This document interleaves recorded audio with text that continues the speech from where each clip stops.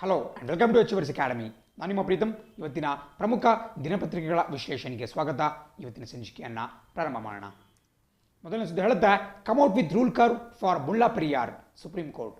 ಇದು ನಿನ್ನೆ supreme court ಹೇಳಿಕೆ ನೀಡಿರತಕ್ಕಂತಹದ್ದು ಮುಲ್ಲಾ ಪೆರಿಯಾರ್ ಡ್ಯಾಮ್ ಎಂಬ ಒಂದು ವಿಚಾರದ ಕುರಿತಾಗಿ. ಈ ಒಂದು ಡ್ಯಾಮ್ನ ಬಗ್ಗೆ ಹಿಂದೆ ನಾನು ಬಹಳ ಬಾರಿ ಡಿಸ್ಕಸ್ ಮಾಡಿದ್ದೇನೆ, ಪರೀಕ್ಷೆಯಲ್ಲಿ ಬಹಳ ಬಾರಿ ಕೇಳ್ತಾರೆ. ಬಿಕಾಸ್ ಕೇರಳ ಮತ್ತು ತಮಿಳುನಾಡು ರಾಜ್ಯಗಳ ಮಧ್ಯೆ ವಿವಾದದ ಕೇಂದ್ರ ಬಿಂದು ಆಗಿರ್ತಕ್ಕಂತಹ ಒಂದು ಜಲಾಶಯ. ಸೊ ಇದ್ರ ಬಗ್ಗೆ ವಿಸ್ತೃತವಾಗಿ ನಾವು ಚರ್ಚೆ ಮಾಡೋಣ. ಯಾಕಂದರೆ ಎಕ್ಸಾಮಲ್ಲಿ ಯಾವಾಗ ಬೇಕಾದರೂ ಕೇಳ್ಬೋದು. ಬಿಕಾಸ್ 1960 1960ರ ದಶಕದಿಂದ ಈ ಎರಡೂ ರಾಜ್ಯಗಳ ಮಧ್ಯೆ ಮುಲ್ಲಾ ಪೆರಿಯಾರ್ ಡ್ಯಾಮ್ಗೆ ಸಂಬಂಧಪಟ್ಟಂಗೆ ಜಟಾಪಟಿ ನಡೀತಾ ಇದೆ. ಆ್ಯಂಡ್ ಇದಕ್ಕೆ ಸಂಬಂಧಪಟ್ಟಂಗೆ ನಿನ್ನೆ ನಮ್ಮ ಸುಪ್ರೀಂ ಕೋರ್ಟ್ ತಮಿಳುನಾಡು ರಾಜ್ಯ ಸರ್ಕಾರಕ್ಕೆ ರೂಲ್ ಕರ್ವನ್ನು ತೆಗೆದುಕೊಂಡು ಬನ್ನಿ, come out with the rule curve ಅಂತ ಹೇಳಿ ಅವರು ಹೇಳಿದ್ದಾರೆ. ಸೊ ಈ ರೂಲ್ ಕರ್ವ್ ಅಂದ್ರೆ ಏನು, ಮುಲ್ಲಾ ಪೆರಿಯಾರ್ ಡ್ಯಾಮ್ ಅಂದ್ರೆ ಏನು, ಅದ್ರ ಬಗ್ಗೆ ತಿಳ್ಕೊಳ್ತಾ ಹೋಗೋಣ. ಎಲ್ಲಕ್ಕಿಂತ ಮುಂಚೆ ರೂಲ್ ಕರ್ವನ್ನು ನೋಟ್ ಡೌನ್ ಮಾಡ್ಕೊಳ್ಳಿ, ಬಿಕಾಸ್ ಪರೀಕ್ಷೆಯಲ್ಲಿ ಕೇಳ್ತಾರೆ. ಇತ್ತೀಚೆಗಷ್ಟೇ ಸುದ್ದಿಯಲ್ಲಿರ್ತಕ್ಕಂತಹ ರೂಲ್ ಕರ್ವ್ ಕೆಳಗಿನ ಯಾವ ವಿಚಾರಕ್ಕೆ ಸಂಬಂಧಪಟ್ಟಿದೆ? ಸೊ ಅಲ್ಲಿ ಕ್ರೀಡೆಗೆ ಸಂಬಂಧಪಟ್ಟಿದೆ, ಜನಪದ ಕಲೆಗೆ ಸಂಬಂಧಪಟ್ಟಿದೆ, ಸರ್ಕಾರದ ಆಡಳಿತಕ್ಕೆ ಸಂಬಂಧಪಟ್ಟಿದೆ, ಅದೇ ರೀತಿ ಡ್ಯಾಮ್ಗಳು ಅಥವಾ ಜಲಾಶಯಗಳಿಗೆ ಸಂಬಂಧಪಟ್ಟಿದೆ ಅಂತೇಳಿ 4 ಆಪ್ಷನ್ಸ್ ಕೊಡಬಹುದು. ಅಲ್ಲಿ ರೈಟ್ ಆನ್ಸರ್ ಬಂದ್ಬಿಟ್ಟು ನಿಮಗೆ ಡ್ಯಾಮ್ ಆಗಿರುತ್ತೆ. ಸೊ ಬೇಸಿಕಲಿ ಏನು ರೂಲ್ ಕರ್ವ್? ಇದು ಒಂದು civil engineering term. So rule curve ಅಂತ ಹೇಳಿದ್ರೆ ಐ ಥಿಂಕ್ ನಾನು ಹ್ಯಾಂಡ್ ರಿಟನ್ ನೋಟ್ಸಲ್ಲಿ ಕೂಡ ಅದ್ರ ಬಗ್ಗೆ ಮೆನ್ಷನ್ ಮಾಡಿದ್ದೇನೆ. ಸೊ ಇಲ್ಲಿ ಕಾಣಿಸ್ತಾ ಇರ್ಬೋದು ನಿಮಗೆ. ನೋಡಿ, ಯಾವುದಾದ್ರೂ ಒಂದು ಡ್ಯಾಮನ್ನು ತೆಗೆದುಕೊಂಡ್ರೆ, ಯಾವುದಾದ್ರೂ ಒಂದು ಜಲಾಶಯವನ್ನು ತೆಗೆದುಕೊಂಡ್ರೆ ಅಲ್ಲಿ ಯಾವ ಕಾಲದಲ್ಲಿ ಎಷ್ಟು ನೀರನ್ನು ಮೇಂಟೈನ್ ಮಾಡಬೇಕು, ಎಷ್ಟು ಎಂಟಿ ಸ್ಪೇಸನ್ನು ಮೇಂಟೈನ್ ಮಾಡಬೇಕು ಅಂತ ಹೇಳೋದನ್ನು ನಾವು ರೂಲ್ ಕರ್ವ್ ಅಥವಾ ಈ ಭಾಗದಲ್ಲಿ ಕಾಣಿಸ್ತಾ ಇರಬಹುದು, ಅದಕ್ಕೆ 2 ವರ್ಡಿಂದ ಕರಿತೀವಿ, ರೂಲ್ ಕರ್ವ್ ಅಥವಾ ರೂಲ್ ಲೆವೆಲ್ ಅಂತ ಕರಿತೀವಿ. Very very important. ಒಂದು ಡ್ಯಾಮನ್ನು ನಾವು ಸೂಕ್ತವಾಗಿ ನಿರ್ವಹಣೆ ಮಾಡಬೇಕು, ಕರೆಕ್ಟಾಗಿ ಮ್ಯಾನೇಜ್ ಮಾಡಬೇಕು ಅಂತ ಹೇಳಿದ್ರೆ ಈ ರೂಲ್ ಕರ್ವ್ ಬಹಳ ಪ್ರಮುಖವಾಗಿರುತ್ತೆ. ಆ ರೂಲ್ ಕರ್ವ್ ಹೇಳುತ್ತೆ ವರ್ಷದ ಯಾವ ತಿಂಗಳಿನಲ್ಲಿ, ಯಾವ ಋತುವಿನಲ್ಲಿ, ಅಂದರೆ ಯಾವ್ಯಾವ ಸೀಸನ್ನಲ್ಲಿ ಎಷ್ಟೆಷ್ಟು ನೀರನ್ನು ಮೇಂಟೈನ್ ಮಾಡಬೇಕು. ಬಿಕಾಸ್ ನಿಮಗೆಲ್ಲ ಗೊತ್ತಿರಬೇಕು, for example June and July ನಮ್ಮಲ್ಲಿ ಸಾಕಷ್ಟು ಯಾವ್ಯಾವ ರಾಜ್ಯಗಳಲ್ಲಿ ಮಾನ್ಸೂನ್ನಿಂದ ಹೆಚ್ಚು ಮಳೆ ಉಂಟಾಗುತ್ತೋ, ನಾವೇನು ಸೌತ್ ವೆಸ್ಟರ್ನ್ ಮಾನ್ಸೂನ್ ಅಂತ ಕರಿತೀವಿ, ನೈಋತ್ಯ ಮಾನ್ಸೂನ್. ಸೊ ನೈಋತ್ಯ ಮಾನ್ಸೂನ್ ಹೆಚ್ಚಾಗಿ ಬರ್ತಕ್ಕಂತಹದ್ದು ಜೂನ್ ಜುಲೈ ತಿಂಗಳುಗಳಲ್ಲಿ. ಸೊ ಈ ತಿಂಗಳಲ್ಲಿ ನಾವು ಒಂದು ವೇಳೆ ಈ ಡ್ಯಾಮ್ಗಳ ಕೆಪಾಸಿಟಿಯನ್ನು, ಫಾರ್ ಎಕ್ಸಾಂಪಲ್ ನಮ್ಮ ಕರ್ನಾಟಕದ ಯಾವುದೊಂದು ಡ್ಯಾಮ್, ಹೊಸಪೇಟೆ ಡ್ಯಾಮ್ನ ಕೆಪಾಸಿಟಿಯನ್ನು ಮ್ಯಾಕ್ಸಿಮಮ್ ಇಟ್ಟಿರ್ತೀವಿ ಅಂತ ತಿಳ್ಕೊಳ್ಳಿ. ಇದು ಜೂನ್ ಮತ್ತು ಜುಲೈ ತಿಂಗಳಲ್ಲಿ. ಅವಾಗ ಏನಾಗುತ್ತಪ್ಪ ಅಂತ ಹೇಳಿದ್ರೆ ಹೆಚ್ಚಿನ ಒಂದು ಒಳಹರಿವು ಬರುತ್ತೆ, ಇನ್ಫ್ಲೋ ಆಫ್ ವಾಟರ್ ಆಗುತ್ತೆ. ಬಿಕಾಸ್ ತುಂಗಭದ್ರಾ ನದಿಗೆ ಬೇರೆ ಬೇರೆ ಮೂಲಗಳಿಂದ ಮಳೆ ಆಗೋ ಕಾರಣದಿಂದ ಹೆಚ್ಚಿನ ನೀರು ಬಂದು ಹರಿದು ಬರುತ್ತೆ. ಹಾಗಾಗಿ ಆ ಒಂದು ಡ್ಯಾಮ್ನ ನೀರು ಅಪಾಯ ಮಟ್ಟವನ್ನು ಮೀರಿ ಹರಿಯುವಂತಹ ಸಾಧ್ಯತೆ ಇರುತ್ತೆ. ಅಷ್ಟೇ ಅಲ್ಲ, ಆ ಡ್ಯಾಮ್ನ ಸೇಫ್ಟಿಗೂ ಕೂಡ ಒಂದು ತೊಂದರೆ ಉಂಟಾಗಬಹುದು. ಆ್ಯಂಡ್ ಏನು ಡೌನ್ ಸ್ಟ್ರೀಮ್ ಸೈಡ್ ಅಥವಾ ಡ್ಯಾಮ್ನ ಕೆಳಭಾಗದಲ್ಲಿ ಏನು ಪ್ರದೇಶಗಳಿರುತ್ತೆ ಅಲ್ಲಿಗೆ ಏಕಾಏಕಿ ನೀರು ನುಗ್ಬಿಟ್ಟು ಒಂದು ಪ್ರವಾಹ ಪರಿಸ್ಥಿತಿ ಉಂಟಾಗಬಹುದು, ಫ್ಲಡ್ ಸಿಚುವೇಶನ್ ಕ್ರಿಯೇಟ್ ಆಗಬಹುದು. ಸೊ ಹಾಗಾಗಿ ರೂಲ್ ಕರ್ವ್ನ ಅಕಾರ್ಡಿಂಗ್ಲಿ ನಾವು ನೀರನ್ನು ಮೇಂಟೈನ್ ಮಾಡಬೇಕಾಗುತ್ತೆ. ಪ್ರತಿಯೊಂದು ಜಲಾಶಯಕ್ಕೂ ಕೂಡ ನೀವು ಯಾವುದೇ ಡ್ಯಾಮ್ ತೆಗೆದುಕೊಳ್ಳಿ, ಅಲ್ಲಿ ತನ್ನದೇ ಆದಂತಹ ಒಂದು ರೂಲ್ ಕರ್ವ್ನ ಅಲ್ಲಿ ಇಟ್ಟಿರ್ತಾರೆ. ಸೊ ದಟ್ ಆ ಯಾವ್ಯಾವ ತಿಂಗಳಲ್ಲಿ ಎಷ್ಟು ಅಡಿಗಳಷ್ಟು ನೀರನ್ನು ಮೇಂಟೈನ್ ಮಾಡಬೇಕು, ಎಷ್ಟು ಮೀಟರ್ಸ್ ಅಥವಾ ಎಷ್ಟು ಅಡಿ ನೀರನ್ನು ಮೇಂಟೈನ್ ಮಾಡಬೇಕು, ಮತ್ತು ಎಷ್ಟು ಖಾಲಿ ಜಾಗವನ್ನು ಅಂದರೆ ಎಂಟಿ ಸ್ಪೇಸ್ ಎಷ್ಟು ಬಿಡಬೇಕು. ನೀವು ಕೂಡ ಈ ಮಳೆಗಾಲ ಬಂತು ಅಂತ ಹೇಳಿದ್ರೆ ಪ್ರತಿನಿತ್ಯ ಪೇಪರಲ್ಲಿ ಈ ಬೇರೆ ಬೇರೆ ಡ್ಯಾಮ್ಗಳ ಒಂದು ಎತ್ತರವನ್ನು ಕೊಟ್ಟಿರ್ತಾರೆ, ನೀರಿನ ಮಟ್ಟವನ್ನು ಕೊಟ್ಟಿರ್ತಾರೆ, ಮತ್ತು ಒಳಹರಿವು ಹೊರಹರಿವು ಎಷ್ಟು ಕ್ಯೂಸೆಕ್ಸ್ ಇದೆ, ಎಷ್ಟು TMC ಇದೆ ಅಂತಲೂ ಕೂಡ ಮೆನ್ಷನ್ ಮಾಡ್ತಾ ಇರ್ತಾರೆ. ಸೊ ಇದೆಲ್ಲವೂ ಕೂಡ ರೂಲ್ ಬುಕ್ನ ಒಂದು ಬೇಸಿಸ್ ಮೇಲೆ ನಡೆಯುತ್ತೆ. ಸೊ ರೂಲ್ ಬುಕ್ ಅಂತ ಹೇಳ್ತೀನಿ, ರೂಲ್ ಕರ್ವ್ ಅಥವಾ ರೂಲ್ ಲೆವೆಲ್. ಸೊ ಈ ಒಂದು ಶಬ್ದ ಬಹಳ ಪ್ರಮುಖವಾಗಿ ಗೊತ್ತಿರಬೇಕಾಗುತ್ತೆ, ಈ ಒಂದು ವರ್ಡ್. ಸೊ ನಿಮಗೆ ಪರೀಕ್ಷೆಯಲ್ಲಿ ಕೇಳಿದ್ರು ಅಂತ ಹೇಳಿದ್ರೆ ರೂಲ್ ಕರ್ವ್ ಯಾವುದಕ್ಕೆ ಸಂಬಂಧಪಟ್ಟಂತಪ್ಪ ಅಂತ ಹೇಳಿದ್ರೆ ಅದು ಜಲಾಶಯದ ನೀರಿನ ಮಟ್ಟಕ್ಕೆ ಸಂಬಂಧಪಟ್ಟಂಥ ಒಂದು ಕಾನ್ಸೆಪ್ಟ್, ಒಂದು ಸಿವಿಲ್ ಇಂಜಿನಿಯರಿಂಗ್ ಕಾನ್ಸೆಪ್ಟ್. ಸೊ ಇದು ಬಹಳ ಸಿಂಪಲ್, ನಿಮಗೆ ಅರ್ಥ ಆಯಿತು. ಬಟ್ ಈಗ ನಾವು ಹೆಚ್ಚಾಗಿ ಡಿಸ್ಕಸ್ ಮಾಡಬೇಕಾಗಿರ್ತಕ್ಕಂಥದ್ದು ಮುಲ್ಲಾ ಪೆರಿಯಾರ್ ಅನ್ನುವಂತಹ ಒಂದು ಡ್ಯಾಮ್ನ ಬಗ್ಗೆ. ನಾನು ಆಗಲೇ ಹೇಳಿದೆ ಯಾಕೆ ಇದು ಸಾಕಷ್ಟು ಫೇಮಸ್ ಅಂತ ಹೇಳಿ. ಸೊ ಮುಲ್ಲಾ ಪೆರಿಯಾರ್ ಡ್ಯಾಮನ್ನು 1895ನೇ ಇಸ್ವಿಯಲ್ಲಿ ಇನಾಗ್ರೇಟ್ ಮಾಡಲಾಗಿರುತ್ತೆ. ಅಂದರೆ 100 ವರ್ಷಗಳಷ್ಟು ಹಿಂದಿನ ಒಂದು ಡ್ಯಾಮ್. ಇದನ್ನು ಬ್ರಿಟಿಷರ ಅವಧಿಯಲ್ಲೇ ನಿರ್ಮಾಣ ಮಾಡಲಾಗಿರುತ್ತೆ. ಬಟ್ ವಿಶೇಷ ಸಂಗತಿ ಏನಪ್ಪ ಅಂತ ಹೇಳಿದ್ರೆ ಈ ಮುಲ್ಲಾ ಪೆರಿಯಾರ್ ಡ್ಯಾಮ್ ಬರತಕ್ಕಂತಹದ್ದು ಕೇರಳ ರಾಜ್ಯದ ಇಡುಕ್ಕಿ ಜಿಲ್ಲೆಯಲ್ಲಿ. ಇವೆಲ್ಲ ಕೇಳಿರ್ತೀರಾ, ಇಡುಕ್ಕಿ ಅನ್ನುವಂತಹ ಒಂದು ಡಿಸ್ಟ್ರಿಕ್ಟ್ ಬರುತ್ತೆ ಕೇರಳದಲ್ಲಿ. ರೀಸೆಂಟ್ಲಿ ನಾನು ಮೇ ಬಿ ಒಂದು 3-4 ಮಂತ್ಸಿಂದ ಡಿಸ್ಕಸ್ ಮಾಡ್ತಾ ಕೂಡ ಹೇಳಿರ್ಬೋದು, ಇಡುಕ್ಕಿಯಲ್ಲಿ ದೊಡ್ಡ ಲ್ಯಾಂಡ್ ಸ್ಲಿಪ್ ಆಯಿತು. ಇತ್ತೀಚೆಗಷ್ಟೇನು ಭೂಕುಸಿತ ಉಂಟಾಯಿತು ಮಳೆಗಾಲದ ಸಂದರ್ಭದಲ್ಲಿ, ಪ್ರಾಬ್ಲಿ ಅದು ಕೂಡ ಈ ಕೇರಳ ರಾಜ್ಯದ ಇಡುಕ್ಕಿ ಜಿಲ್ಲೆಯಲ್ಲಿ ಆಗಿರತಕ್ಕಂಥದ್ದು. ಸೊ ಇಡುಕ್ಕಿ ಬಹಳ ಪ್ರಮುಖ. ಆ ಕೇರಳದ ಇಡುಕ್ಕಿ ಜಿಲ್ಲೆಯಲ್ಲಿ ಈ ಮುಲ್ಲಾ ಪೆರಿಯಾರ್ ಡ್ಯಾಮ್ ಕಂಡುಬರುತ್ತೆ. ಬಟ್ ಈ ಮುಲ್ಲಾ ಪೆರಿಯಾರ್ ಡ್ಯಾಮ್ನ ನೀರನ್ನು ಬಳಕೆ ಮಾಡಿಕೊಳ್ಳೋದು ಕುಡಿಯುವ ನೀರಿಗಾಗಿರ್ಬೋದು ಅಥವಾ ಈ ಇರಿಗೇಷನ್ ಪರ್ಪಸಸ್ ಅಥವಾ ನೀರಾವರಿಗಾಗಿರ್ಬೋದು ಬಳಕೆ ಮಾಡ್ಕೊಳ್ತಕ್ಕಂತಹ ರಾಜ್ಯ ಯಾವುದಪ್ಪ ಅಂತ ಹೇಳಿದ್ರೆ ತಮಿಳುನಾಡು. ಸೊ ವೆರಿ ಇಂಪಾರ್ಟೆಂಟ್, ಬಹಳ ರೇರ್ ಈ ಥರ ಡ್ಯಾಮ್ ಇರೋದೊಂದು ರಾಜ್ಯದಲ್ಲಿ ಬಟ್ ಅದರ ನೀರನ್ನು ಬಳಕೆ ಮಾಡ್ಕೊಳ್ಳೋದು ಮತ್ತೊಂದು ರಾಜ್ಯ. ಸೊ ಇಂತಹ ಒಂದು ವಿಶೇಷ ಡ್ಯಾಮ್ಗಳ ಪಟ್ಟಿಗೆ ಮುಲ್ಲಾ ಪೆರಿಯಾರ್ ಸೇರುತ್ತೆ. ಆ್ಯಂಡ್ ಈ ಮುಳ್ಳಪೆರಿಯಾರ್ ಡ್ಯಾಮನ್ನು ಮುಳ್ಳಯಾರ್ ಮತ್ತು ಪೆರಿಯಾರ್ ಅನ್ನುವಂಥ ಎರಡು ನದಿಗಳ ಸಂಗಮದಲ್ಲಿ ಕಟ್ಟಲಾಗಿದೆ. At the confluence of Mullayar and Periyar rivers. I think Periyar ಪ್ರತಿಯೊಬ್ಬರು ಕೂಡ ಕೇಳಿರ್ತೀರಾ, ಕೇರಳದ ಅತ್ಯಂತ ಉದ್ದನೇ ಒಂದು ನದಿ, the longest river in Kerala, ಮತ್ತು ಕೇರಳದ ಜೀವನದಿ ಅಂತ ಕೂಡ ಕರೆಸ್ಕೊಳ್ಳುತ್ತೆ, the life line of Kerala state. So Periyar ನದಿ, ಅದೇ ರೀತಿ ಮತ್ತೊಂದು ಚಿಕ್ಕ ನದಿಯಾಗಿರತಕ್ಕಂತಹ ಮುಳ್ಳಯಾರ್ ಅಂತ ಒಂದು ನದಿ ಬರುತ್ತೆ. ಅವೆರಡೂ ಸೇರತಕ್ಕಂಥ ಕನ್ಫ್ಲೂಯೆನ್ಸ್ನಲ್ಲಿ ಈ ಮುಳ್ಳಪೆರಿಯಾರ್ ಡ್ಯಾಮನ್ನು ಕನ್ಸ್ಟ್ರಕ್ಟ್ ಮಾಡಲಾಗಿದೆ. ಹಾಗಾಗಿನೇ ಮುಳ್ಳಯಾರ್ ಪ್ಲಸ್ ಪೆರಿಯಾರ್, ಮುಳ್ಳಪೆರಿಯಾರ್ ಅಂತೇಳಿ ಆ ಒಂದು ನದಿಗೆ ಹೆಸರನ್ನ ಇಡಲಾಗಿದೆ, ಆ ಒಂದು ಡ್ಯಾಮ್ಗೆ ಹೆಸರನ್ನ ಇಡಲಾಗಿದೆ. ಸೊ ಇದು ವೆರಿ ಇಂಪಾರ್ಟೆಂಟ್. ಸೊ ಜಟಾಪಟಿ ಏನಪ್ಪ ಅಂತ ಹೇಳಿದ್ರೆ, ಈಗ ತಮಿಳುನಾಡು ಏನು ಮಾಡ್ತಾ ಇದೆಯಪ್ಪ ಅಂತ ಹೇಳಿದ್ರೆ, ಈ ಮುಳ್ಳಪೆರಿಯಾರ್ ಡ್ಯಾಮ್ನ ಎತ್ತರವನ್ನು ಜಾಸ್ತಿ ಮಾಡಬೇಕು, ಹೈಟನ್ನು ಜಾಸ್ತಿ ಮಾಡಬೇಕು. ಬಿಕಾಸ್ ನೆನ್ಪಿಟ್ಕೊಳ್ಳಿ, ಒಂದು ಡ್ಯಾಮ್ನ ಹೈಟನ್ನು ನೀವು ಜಾಸ್ತಿ ಮಾಡಿದ್ರಿ, ಆ ಎಂಬ್ಯಾಕ್ಮೆಂಟ್ ಅಥವಾ ಏನು ಆ ಒಂದು ಕಟ್ಟೆ ಬರುತ್ತೆ, ಅಣೆಕಟ್ಟು ಬರುತ್ತೆ, ಅದರ ಹೈಟನ್ನು ನೀವು ಜಾಸ್ತಿ ಮಾಡಿದ್ರೆ ಅದರ ಸ್ಟೋರೇಜ್ ಜಾಸ್ತಿ ಆಗುತ್ತೆ, ಹೆಚ್ಚಿನ ನೀರನ್ನು ಹಿಡಿದಿಟ್ಕೊಳ್ತಕ್ಕಂಥ ಒಂದು ಸಾಮರ್ಥ್ಯ ಅದಕ್ಕೆ ಬರುತ್ತೆ. ಬಟ್ ಇದಕ್ಕೆ ಕೇರಳ ತೀವ್ರವಾದಂಥ ವಿರೋಧ ವ್ಯಕ್ತಪಡಿಸ್ತಾ ಇದೆ. ಯಾಕಪ್ಪ ಅಂತ ಹೇಳಿದ್ರೆ, ಕೇರಳದವ್ರಿಗೆ ಹೆಂಗಿದ್ರು ಆ ನೀರನ್ನ ಬಳಕೆ ಆಗಲ್ಲ, ಬಿಕಾಸ್ ಆ ನೀರನ್ನ ಬಳಕೆ ಮಾಡ್ಕೊಳ್ತಿರೋದು ತಮಿಳುನಾಡು. ಬಟ್ ಡ್ಯಾಮನ್ನು ತುಂಬ ಎತ್ತರ ಮಾಡಿಬಿಟ್ಟು, ಆಲ್ರೆಡಿ 100 ವರ್ಷಕ್ಕಿಂತ ಹೆಚ್ಚಿನ ಒಂದು ಹಳೆಯ ಡ್ಯಾಮ್ ಇದು, ಆ ಡ್ಯಾಮ್ನ ಸೇಫ್ಟಿಗೆ ತೊಂದರೆ ಆಯಿತು ಅಂತ ಹೇಳಿದ್ರೆ, ಆ ಡ್ಯಾಮ್ ಒಂದು ವೇಳೆ ಒಡೆದುಕೊಳ್ತು ಅಂತ ಹೇಳಿದ್ರೆ ಅದರ ನೀರು ನುಗ್ತಕ್ಕಂತಹದ್ದು ಕೇರಳ ರಾಜ್ಯಕ್ಕೆ. ಬಿಕಾಸ್ ಇದರ ಡೌನ್ ಸ್ಟ್ರೀಮ್ ಸೈಡ್ನಲ್ಲಿ ಬರ್ತಕ್ಕಂಥದ್ದು ಕೇರಳದ ಬೇರೆ ಬೇರೆ ಜಿಲ್ಲೆಗಳು, ಊರುಗಳು ಬರುತ್ತೆ. ಸೊ ಅಲ್ಲಿಗೆ ತೊಂದರೆ ಆಗುತ್ತೆ. ಹಾಗಾಗಿ ಆ ಒಂದು ಸೇಫ್ಟಿ ದೃಷ್ಟಿಯಿಂದ ಕೇರಳ ಸುಪ್ರೀಂ ಕೋರ್ಟ್ನಲ್ಲಿ ವಾದ ಮಾಡ್ತಾ ಇದ್ದೇನಪ್ಪ ಅಂತ ಹೇಳಿದ್ರೆ, ಈ ಡ್ಯಾಮ್ನ ಹೈಟನ್ನು ಜಾಸ್ತಿ ಮಾಡಬಾರ್ದು ಅಂತೇಳಿ. ಬಟ್ ತಮಿಳುನಾಡು ಜಾಸ್ತಿ ಮಾಡಲಿಕ್ಕೆ ಇಷ್ಟಪಡ್ತಿದೆ. ಯಾಕಪ್ಪ ಅಂತ ಹೇಳಿದ್ರೆ, ಜಾಸ್ತಿ ಮಾಡಿದ್ರೆ ಹೆಚ್ಚಿನ ನೀರನ್ನು ಸಂಗ್ರಹಣೆ ಮಾಡ್ಬೋದು, ಆ ಮೂಲಕ ಹೆಚ್ಚಿನ ಪ್ರದೇಶಗಳಿಗೆ ನೀರಾವರಿ ಒಂದು ಉಪಯೋಗವನ್ನು, ಸೌಲಭ್ಯವನ್ನು ಕಲ್ಪಿಸ್ಕೊಳ್ಬಹುದು. ಸೊ ಇದು ಮುಳ್ಳಪೆರಿಯಾರ್ ಆಗಿರತಕ್ಕಂಥ ಒಂದು ವಿಚಾರ. ಸೊ ಖಂಡಿತ ಪರೀಕ್ಷೆಯಲ್ಲಿ ಕೇಳುವಂತಹ ಸಾಧ್ಯತೆ ಇರುತ್ತೆ. ರೂಲ್ ಕರ್ವ್ ಅಥವಾ ರೂಲ್ ಲೆವೆಲ್ ಗೊತ್ತಿರಬೇಕು, ಜೊತೆಗೆ ಈ ಒಂದು ಡ್ಯಾಮ್ನ ಹೆಸರು ಗೊತ್ತಿರಬೇಕಾಗುತ್ತೆ. ಸೊ ಇಲ್ಲೊಂದು ಚಿಕ್ಕ ಮ್ಯಾಪನ್ನು ಕೂಡ ನಿಮಗೆ ತೋರಿಸ್ತಾ ಇದ್ದೀನಿ.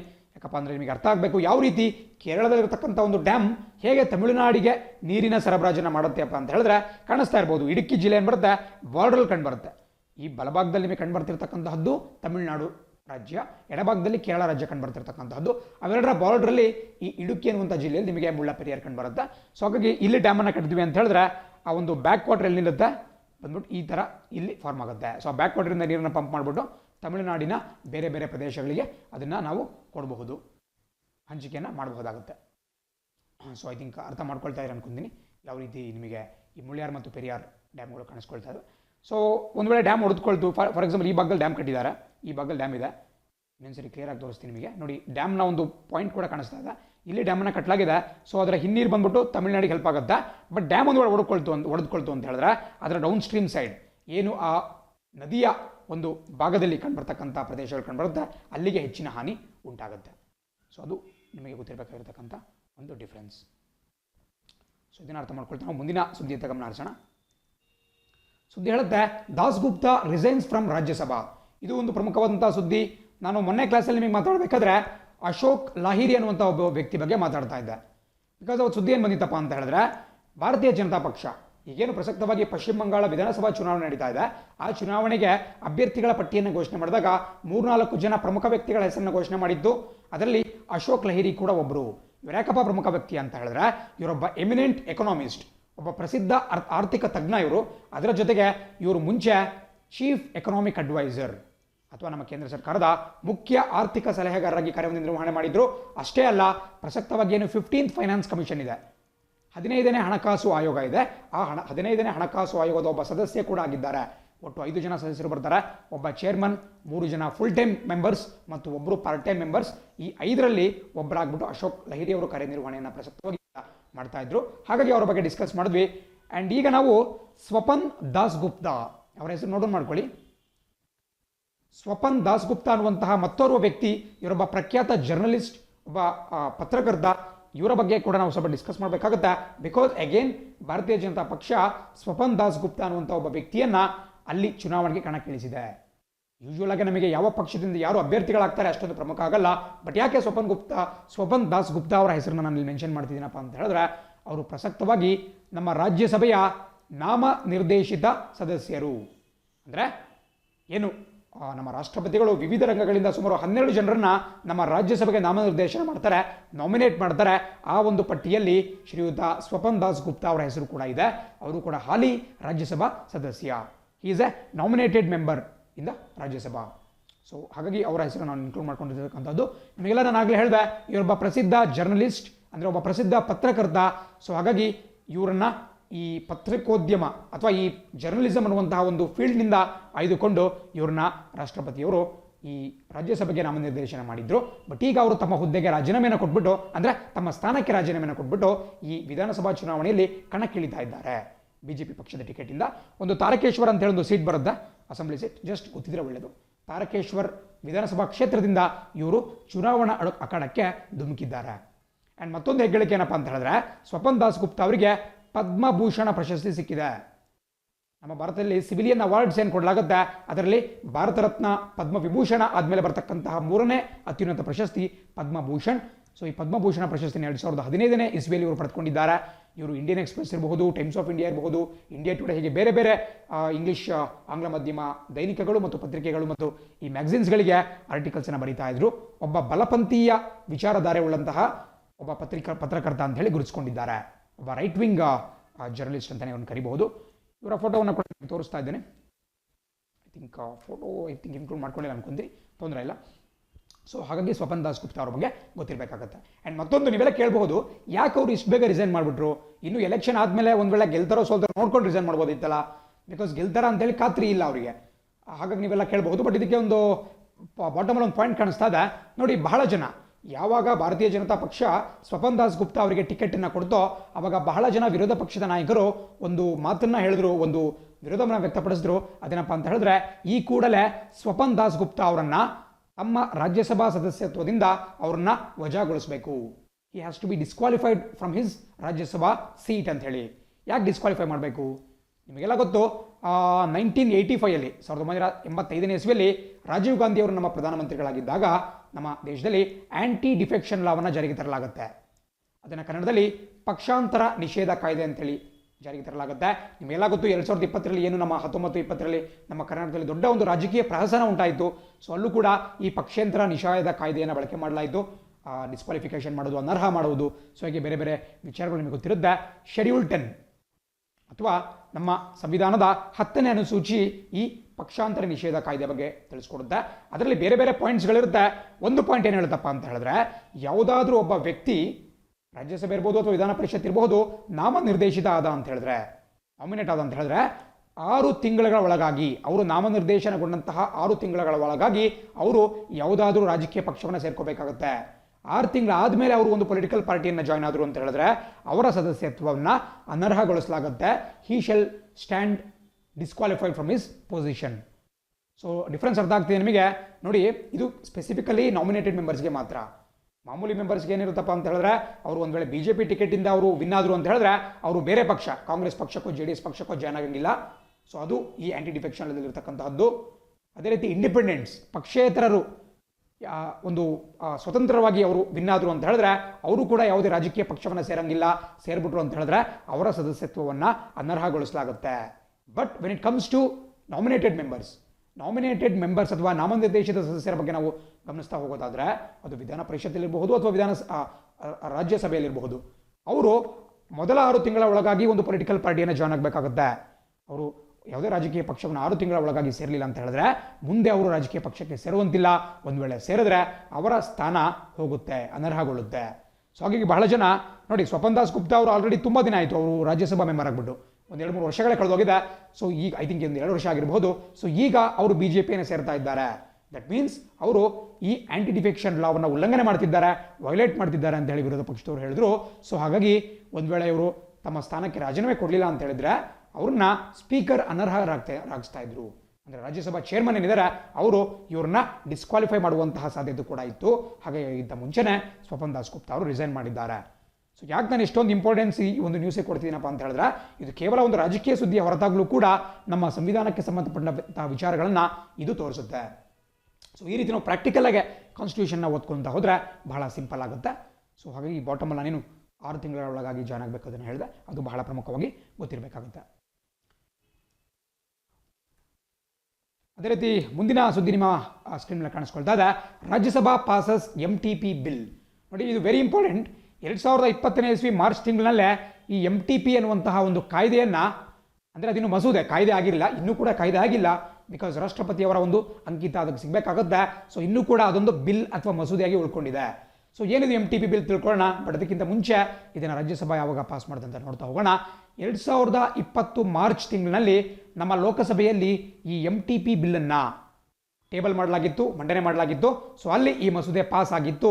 ಆ ಬಳಿಕ ಅದು ರಾಜ್ಯಸಭೆಗೆ ತೆರಳಿದ್ದು. ಆ್ಯಂಡ್ ಈಗ ಏನು ಬಜೆಟ್ ಅಧಿವೇಶನ ನಡೀತಾ ಇದೆ ನಮ್ಮ ಪಾರ್ಲಿಮೆಂಟ್ನಲ್ಲಿ, ಈಗ ರಾಜ್ಯಸಭೆಯು ಕೂಡ ಈ MTP ಮಸೂದೆಗೆ ತನ್ನ ಅಂಗೀಕಾರವನ್ನು ನೀಡಿದೆ. ನೆಕ್ಸ್ಟ್ ಪ್ರೆಸಿಡೆಂಟ್ ಅದಕ್ಕೆ ಸೈನ್ ಹಾಕಿದ್ರೆ ಅದು ಆ ಒಂದು ಕಾಯ್ದೆಯಾಗಿ ಹೊರಹೊಮ್ಮುತ್ತೆ. ಈಗ ಅದು ಕೇವಲ ಮಸೂದೆ ಆಗಿದೆ. So very important. ತುಂಬ ಪ್ರಶ್ನೆ ಕೇಳಬಹುದು. ಯಾಕಪ್ಪ ಅಂದರೆ ಮಹಿಳೆಯರಿಗೆ ಸಂಬಂಧಪಟ್ಟಂಥ ಒಂದು ಪ್ರಮುಖವಾದಂಥ ಬಿಲ್. MTP ಫುಲ್ ಫಾರ್ಮನ್ನು ನೆನ್ಪಿಟ್ಕೊಳ್ಳಿ, ದಯವಿಟ್ಟು ನೋಟ್ ಡೌನ್ ಮಾಡ್ಕೊಳ್ಳಿ. Medical termination of pregnancy.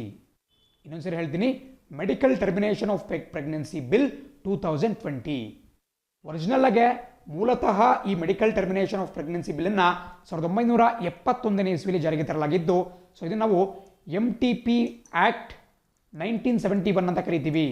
ಅದಕ್ಕೆ ಕಾಲಕಾಲಕ್ಕೆ ಅಮೆಂಡ್ಮೆಂಟ್ ಮಾಡ್ತಾ ಬಂದಿದ್ದಾರೆ. ಬಟ್ ಈಗ 2020ರಲ್ಲಿ ಅಮೆಂಡ್ಮೆಂಟ್ ಮಾಡಿರೋದ್ರಿಂದ ನಾವು MTP ಅಮೆಂಡ್ಮೆಂಟ್ ಬಿಲ್ 2020 ಅಂತ ಕರಿಬಹುದು. Very important. ಸೊ ಹೆಸರು ಹೇಳೋ ರೀತಿ ಅದು ಮೆಡಿಕಲ್ ಟರ್ಮಿನೇಷನ್ ಆಫ್ ಪ್ರೆಗ್ನೆನ್ಸಿ ಅಂದರೆ ಗರ್ಭಪಾತ ಅಥವಾ ನಾವೇನೋ ಅಬೋರ್ಷನ್ ಅಂತ ಕರಿತೀವಿ, ಅದಕ್ಕೆ ಸಂಬಂಧಪಟ್ಟಂಥ ಒಂದು ಪ್ರಮುಖ ಮಸೂದೆ ಆಗಿದೆ.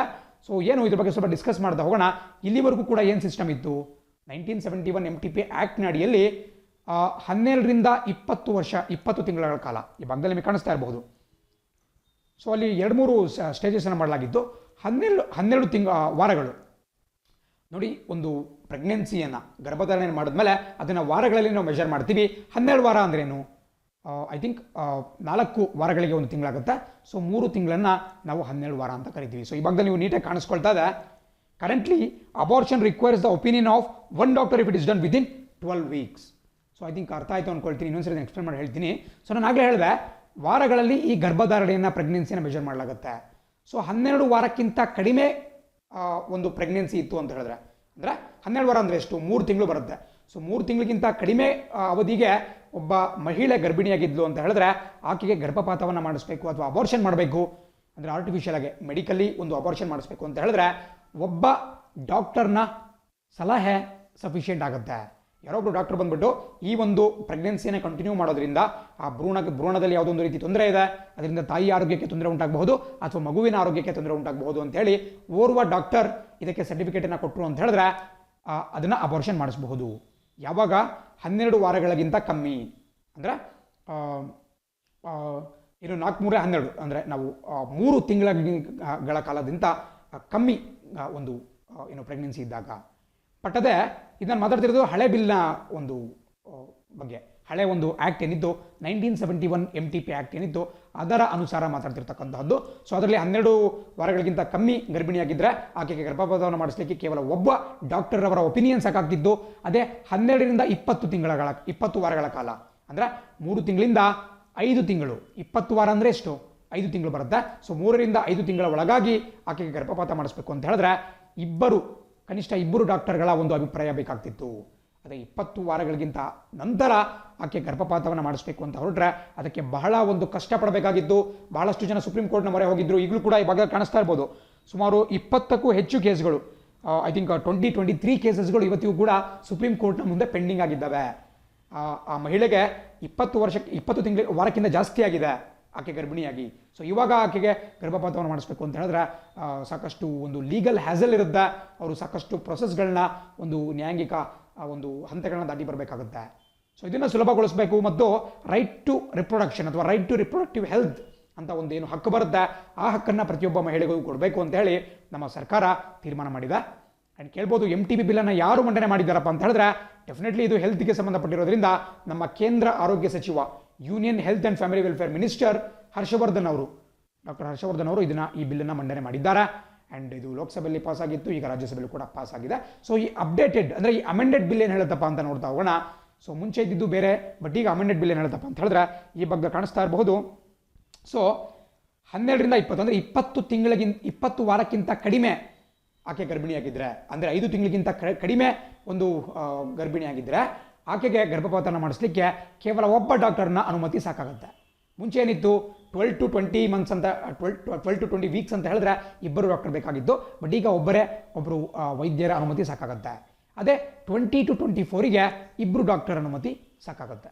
ಮುಂಚೆ 20 ಮೇಲ್ಗಡೆ ಆಗ್ಬಿಡ್ತು ಅಂತ ಹೇಳಿದ್ರೆ ಆಕೆ ಗರ್ಭಪಾತ ಮಾಡೋದಕ್ಕೆ ಬಹಳ ಕಷ್ಟ ಇತ್ತು, ಆಕೆ ಕೋರ್ಟ್ನ ಮೊರೆ ಹೋಗಬೇಕಾಗಿತ್ತು ಅಥವಾ ಈ ಒಂದು ಮೆಡಿಕಲ್ ಬೋರ್ಡ್ನ ಮೊರೆ ಹೋಗಬೇಕಾಗಿತ್ತು. ಬಟ್ ಈಗ ಹಾಗೆಲ್ಲ 20 to 24 ವೀಕ್ಸ್ ಅಂದರೆ 5 ರಿಂದ 6 ತಿಂಗಳ ಒಳಗೆ ಸೊ ಆಕೆಗೆ ಇಬ್ಬರು ವೈದ್ಯರ ಅನುಮತಿಯ ಮೇರೆಗೆ ಗರ್ಭಪಾತವನ್ನು ಮಾಡಿಸಬಹುದು, ಮೆಡಿಕಲ್ ಟರ್ಮಿನೇಷನ್ ಆಫ್ ಪ್ರೆಗ್ನೆನ್ಸಿನ ಮಾಡಿಸಬಹುದು.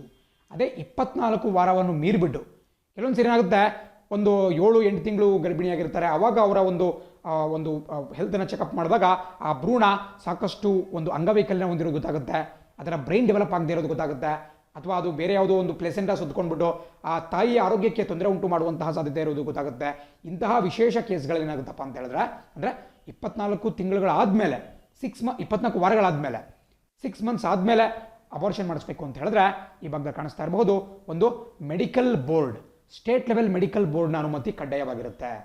ಪ್ರತಿಯೊಂದು ರಾಜ್ಯಗಳಲ್ಲಿ ರಾಜ್ಯ ಮಟ್ಟದ ಒಂದು ವೈದ್ಯಕೀಯ ಮಂಡಳಿನ ಮಾಡಲಾಗಿರುತ್ತೆ, ಮೆಡಿಕಲ್ ಬೋರ್ಡನ್ನು ಮಾಡಲಾಗಿರುತ್ತೆ. ಆ ಮಂಡಳಿಯವರು ಹೌದು ಈಕೆಗೆ ತೊಂದರೆ ಇರತಕ್ಕಂಥದ್ದು ನಿಜ, ಒಂದೋ ಭ್ರೂಣಕ್ಕೆ ಬಹಳ ತೊಂದರೆ ಇದೆ ಅಥವಾ ತಾಯಿಯ ಜೀವಕ್ಕೆ ಅಪಾಯ ಇದೆ ಅಂತೇಳಿ ಅವರು ಒಂದು ಸರ್ಟಿಫಿಕೇಟ್ ಕೊಟ್ಟರೆ 24 ವಾರಗಳ ಆದಮೇಲೂ ಕೂಡ 6 ಮಂತ್ಸ್ ಆದಮೇಲೂ ಕೂಡ ಅಬಾರ್ಷನ್ನ ಮಾಡಬಹುದು. ಸೊ ಸ್ವಲ್ಪ ನಿಮಗೆ ಕನ್ಫ್ಯೂಷನ್ ಆಗ್ತಾ ಇರಬಹುದು, ದಯವಿಟ್ಟು ಸ್ವಲ್ಪ ಪಾಸ್ ಮಾಡಿಬಿಟ್ಟು ವಿಡಿಯೋನ ನೋಟ್ ಡೌನ್ ಮಾಡ್ಕೊಳ್ಳಿ, ಯಾವುದೇ ಕನ್ಫ್ಯೂಷನ್ಸ್ ಇಟ್ಕೋಬೇಡಿ. ಸೊ ನೋಟ್ ಡೌನ್ ಮಾಡ್ಕೊಳ್ಳಿ. ಸೊ ಅಲ್ಟಿಮೇಟ್ಲಿ ಏನಪ್ಪ ಅಂತ ಹೇಳಿದ್ರೆ 24 ತಿಂಗಳಿಗಿಂತ ಕಮ್ಮಿ ನಮ್ಮಲ್ಲಿ ಅಬಾರ್ಷನ್ ಮಾಡಿಸೋದಕ್ಕೆ ಯಾವುದೇ ಒಂದು ಅಭ್ಯಂತರ ಇಲ್ಲ. ಸುಮ್ಮನೆ ಮಾಡಿಸಂಗಿಲ್ಲ, ರೀಸನ್ ಇರಬೇಕಾಗುತ್ತೆ, ಒಂದು ಭ್ರೂಣದ ಆರೋಗ್ಯ ಸ್ಥಿತಿಯಲ್ಲಿ ಏರುಪೇರಾಗಿರಬೇಕಾಗುತ್ತೆ ಅಥವಾ ತಾಯಿಯ ಜೀವಕ್ಕೆ ಅಪಾಯ ಇರಬೇಕಾಗುತ್ತೆ. ಸೊ ಹಿಂಗಿದ್ದಾಗ ಪರೀಕ್ಷೆ ಕೇಳಬಹುದು, ಇತ್ತೀಚೆಗೆ ಒಂದು ತಿದ್ದುಪಡಿಯಾದಂತಹ ಮೆಡಿಕಲ್ ಟರ್ಮಿನೇಷನ್ ಆಫ್ ಪ್ರೆಗ್ನೆನ್ಸಿ ಕಾಯ್ದೆಯ ಅಡಿಯಲ್ಲಿ ಕೆಳಗಿನ ಯಾವುದು ಸರಿ ಅಂತ ಕೇಳಿದ್ರೆ 24 ವಾರಗಳು, 24 ವಾರಕ್ಕಿಂತ ಕಮ್ಮಿ ಗರ್ಭಪಾತ ಮಾಡಿಸಬಹುದು. ಅದಾದಮೇಲೆ ಆದರೆ ಈ ಸ್ಟೇಟ್ ಲೆವೆಲ್ ಮೆಡಿಕಲ್ ಬೋರ್ಡ್ನ ಅನುಮತಿ ಕಡ್ಡಾಯವಾಗಿರುತ್ತೆ. ಸೊ ಅದೇ ಒಂದು ಡೀಟೇಲ್ಸ್ ನಿಮಗೆ ಈ ಭಾಗದಲ್ಲಿ ಕಾಣಿಸ್ಕೊಳ್ತಾ ಇರ್ತಕ್ಕಂಥದ್ದು, ಅದರ ಬಗ್ಗೆ ಡಿಸ್ಕಸ್ ಮಾಡಿದ್ದೇನೆ. ಸೊ ಹಾಗಾಗಿ ಮುಂದಿನ ಸುದ್ದಿ ನೋಡ್ತಾ ಹೋಗೋಣ. ಸುದ್ದಿ ಹೇಳುತ್ತೆ Waqf board restricts use of loud speakers at mosques. ನೋಡಿ ಇಲ್ಲಿ ವಕ್ಫ್ ಬೋರ್ಡ್ ಅಂತ ಕಾಣಿಸ್ಕೊಳ್ತಾ ಇದೆ. ಅದಕ್ಕೆ ನಿನ್ನೆ ನಿಮಗೆ ಡಿಸ್ಕಸ್ ಮಾಡ್ಬೇಕಾದ್ರೆ ಈ ಸಪ್ತಪತಿ ವಿವಾಹ ಅನ್ನುವಂತಹ ಒಂದು ಸ್ಕೀಮ್ ಬಗ್ಗೆ ಮಾತಾಡಿದೆ. ರಾಜ್ಯ ಸರ್ಕಾರದ ಒಂದು ಸ್ಕೀಮ್, ಬಡ ಯುವಕ ಯುವತಿಯರಿಗೆ ಮದುವೆಯನ್ನು ಮಾಡಿಸ್ತಕ್ಕಂತಹ ಒಂದು ಮ್ಯಾರಿಟಲ್ ಒಂದು ಸ್ಕೀಮ್ ಆಗಿರುತ್ತೆ. ಸೊ ಅದನ್ನು ಮಾಡಿಸಿದ್ದು ಯಾರು ಅಂತೇಳಿ ನಾನು ಡಿಸ್ಕಸ್ ಮಾಡ್ದ ಒಂದು ಇಲಾಖೆಯ ಬಗ್ಗೆ ಮಾತಾಡಿದೆ. ಅದೇನಪ್ಪ ಅಂತ ಹೇಳಿದ್ರೆ ಮುಜರಾಯಿ ಇಲಾಖೆ. ಈ ಮುಜರಾಯಿ ಇಲಾಖೆ ಬಗ್ಗೆ ಡಿಸ್ಕಸ್ ಮಾಡಬೇಕಾದ್ರೆ ನಿಮಗೆ ಹೇಳಿದೆ, ನಮ್ಮ ಕರ್ನಾಟಕ ರಾಜ್ಯದಲ್ಲಿ ಹಿಂದೂ ಧಾರ್ಮಿಕ ಸಂಸ್ಥೆಗಳೇನು ಬರುತ್ತೆ, ದೇವಸ್ಥಾನಗಳು, ಕೆಲವೊಂದು ಮಠಗಳು, ಕೆಲವೊಂದು ಧಾರ್ಮಿಕ ಸಂಸ್ಥೆಗಳೇನು ಬರುತ್ತೆ, ಅವುಗಳನ್ನು ನಿರ್ವಹಣೆ ಮಾಡಲಿಕ್ಕೆ ಇರತಕ್ಕಂತಹ ಇಲಾಖೆಯನ್ನು ನಾವು ಮುಜರಾಯಿ ಅಂತ ಕರಿತೀವಿ. ಇದು ಕೇವಲ ಹಿಂದೂ ಧರ್ಮದ ಸಂಸ್ಥೆಗಳಿಗೆ ಸಂಬಂಧಪಟ್ಟಿರುತ್ತೆ. ಇದೇ ರೀತಿ ಮುಸಲ್ಮಾನರ ಮಸೀದಿಗಳಿರಬಹುದು, ಕಬರಸ್ಥಾನಗಳಿರಬಹುದು, ಅಥವಾ ಬೇರೆ ಬೇರೆ ಅವರಿಗೆ ಸಂಬಂಧಪಟ್ಟಂಥ ಆಸ್ತಿಗಳಿರಬಹುದು, ಅವುಗಳನ್ನು ನಿರ್ವಹಣೆ ಮಾಡಲಿಕ್ಕಿರ್ತಕ್ಕಂತಹ ಒಂದು ಸಂಸ್ಥೆ ಯಾವುದಪ್ಪ ಅಂತ ಹೇಳಿದ್ರೆ ವಕ್ಫ್ ಬೋರ್ಡ್. ನೀವು ಅವಾಗವಾಗ ನ್ಯೂಸ್ನಲ್ಲಿ ನೋಡ್ತಾ ಇರ್ತೀರ, ವಕ್ಫ್ ಬೋರ್ಡ್ ಇರುತ್ತೆ, ಅದೇ ರೀತಿ ವಕ್ಫ್ ಸಚಿವರು ಇರ್ತಾರೆ. ಸೊ ಅದರ ಫುಲ್ ಹೆಸರೇನಪ್ಪ ಅಂತ ಹೇಳಿದ್ರೆ ಈ ಭಾಗದಲ್ಲಿ ಕಾಣಿಸ್ಕೊಳ್ತಾ ಇದೆ ಕರ್ನಾಟಕ ಸ್ಟೇಟ್ ಬೋರ್ಡ್ ಆಫ್ ಔಕಫ್. ಈ ಭಾಗದಲ್ಲಿ ಕಾಣಿಸ್ಕೊಳ್ತಾ ಇದೆ, ನೋಟ್ ಡೌನ್ ಮಾಡ್ಕೊಳ್ಳಿ. ಔಕಫ್ ಅಂದ್ರೂ ಒಂದೇ, ವಕ್ಫ್ ಅಂದ್ರೂ ಒಂದೇ. ಸೊ ನೀವು ಸಿಂಪಲ್ ಆಗಿ ವಕ್ಫ್ ಬೋರ್ಡ್ ಅಂತ ನೆನ್ಪಿಟ್ಕೋಬಹುದು ಅಥವಾ ಕರ್ನಾಟಕ ಸ್ಟೇಟ್ ಬೋರ್ಡ್ ಆಫ್ ಔಕಫ್ ಅಂತ ನೆನ್ಪಿಟ್ಕೋಬಹುದಾಗುತ್ತೆ. ಸೊ ಇವರು ನಿನ್ನೆ ಒಂದು ನೋಟಿಫಿಕೇಶನ್ ಹೊರಡಿಸಿದ್ದಾರೆ ಅಥವಾ ನಿನ್ನೆ ಒಂದು ಮಾಹಿತಿಯನ್ನು ಎಲ್ಲ ಮಸೀದಿಗಳಿಗೆ ಮತ್ತು ಕಬರಸ್ಥಾನಗಳಿಗೆ ಕೊಟ್ಟಿದ್ದಾರೆ.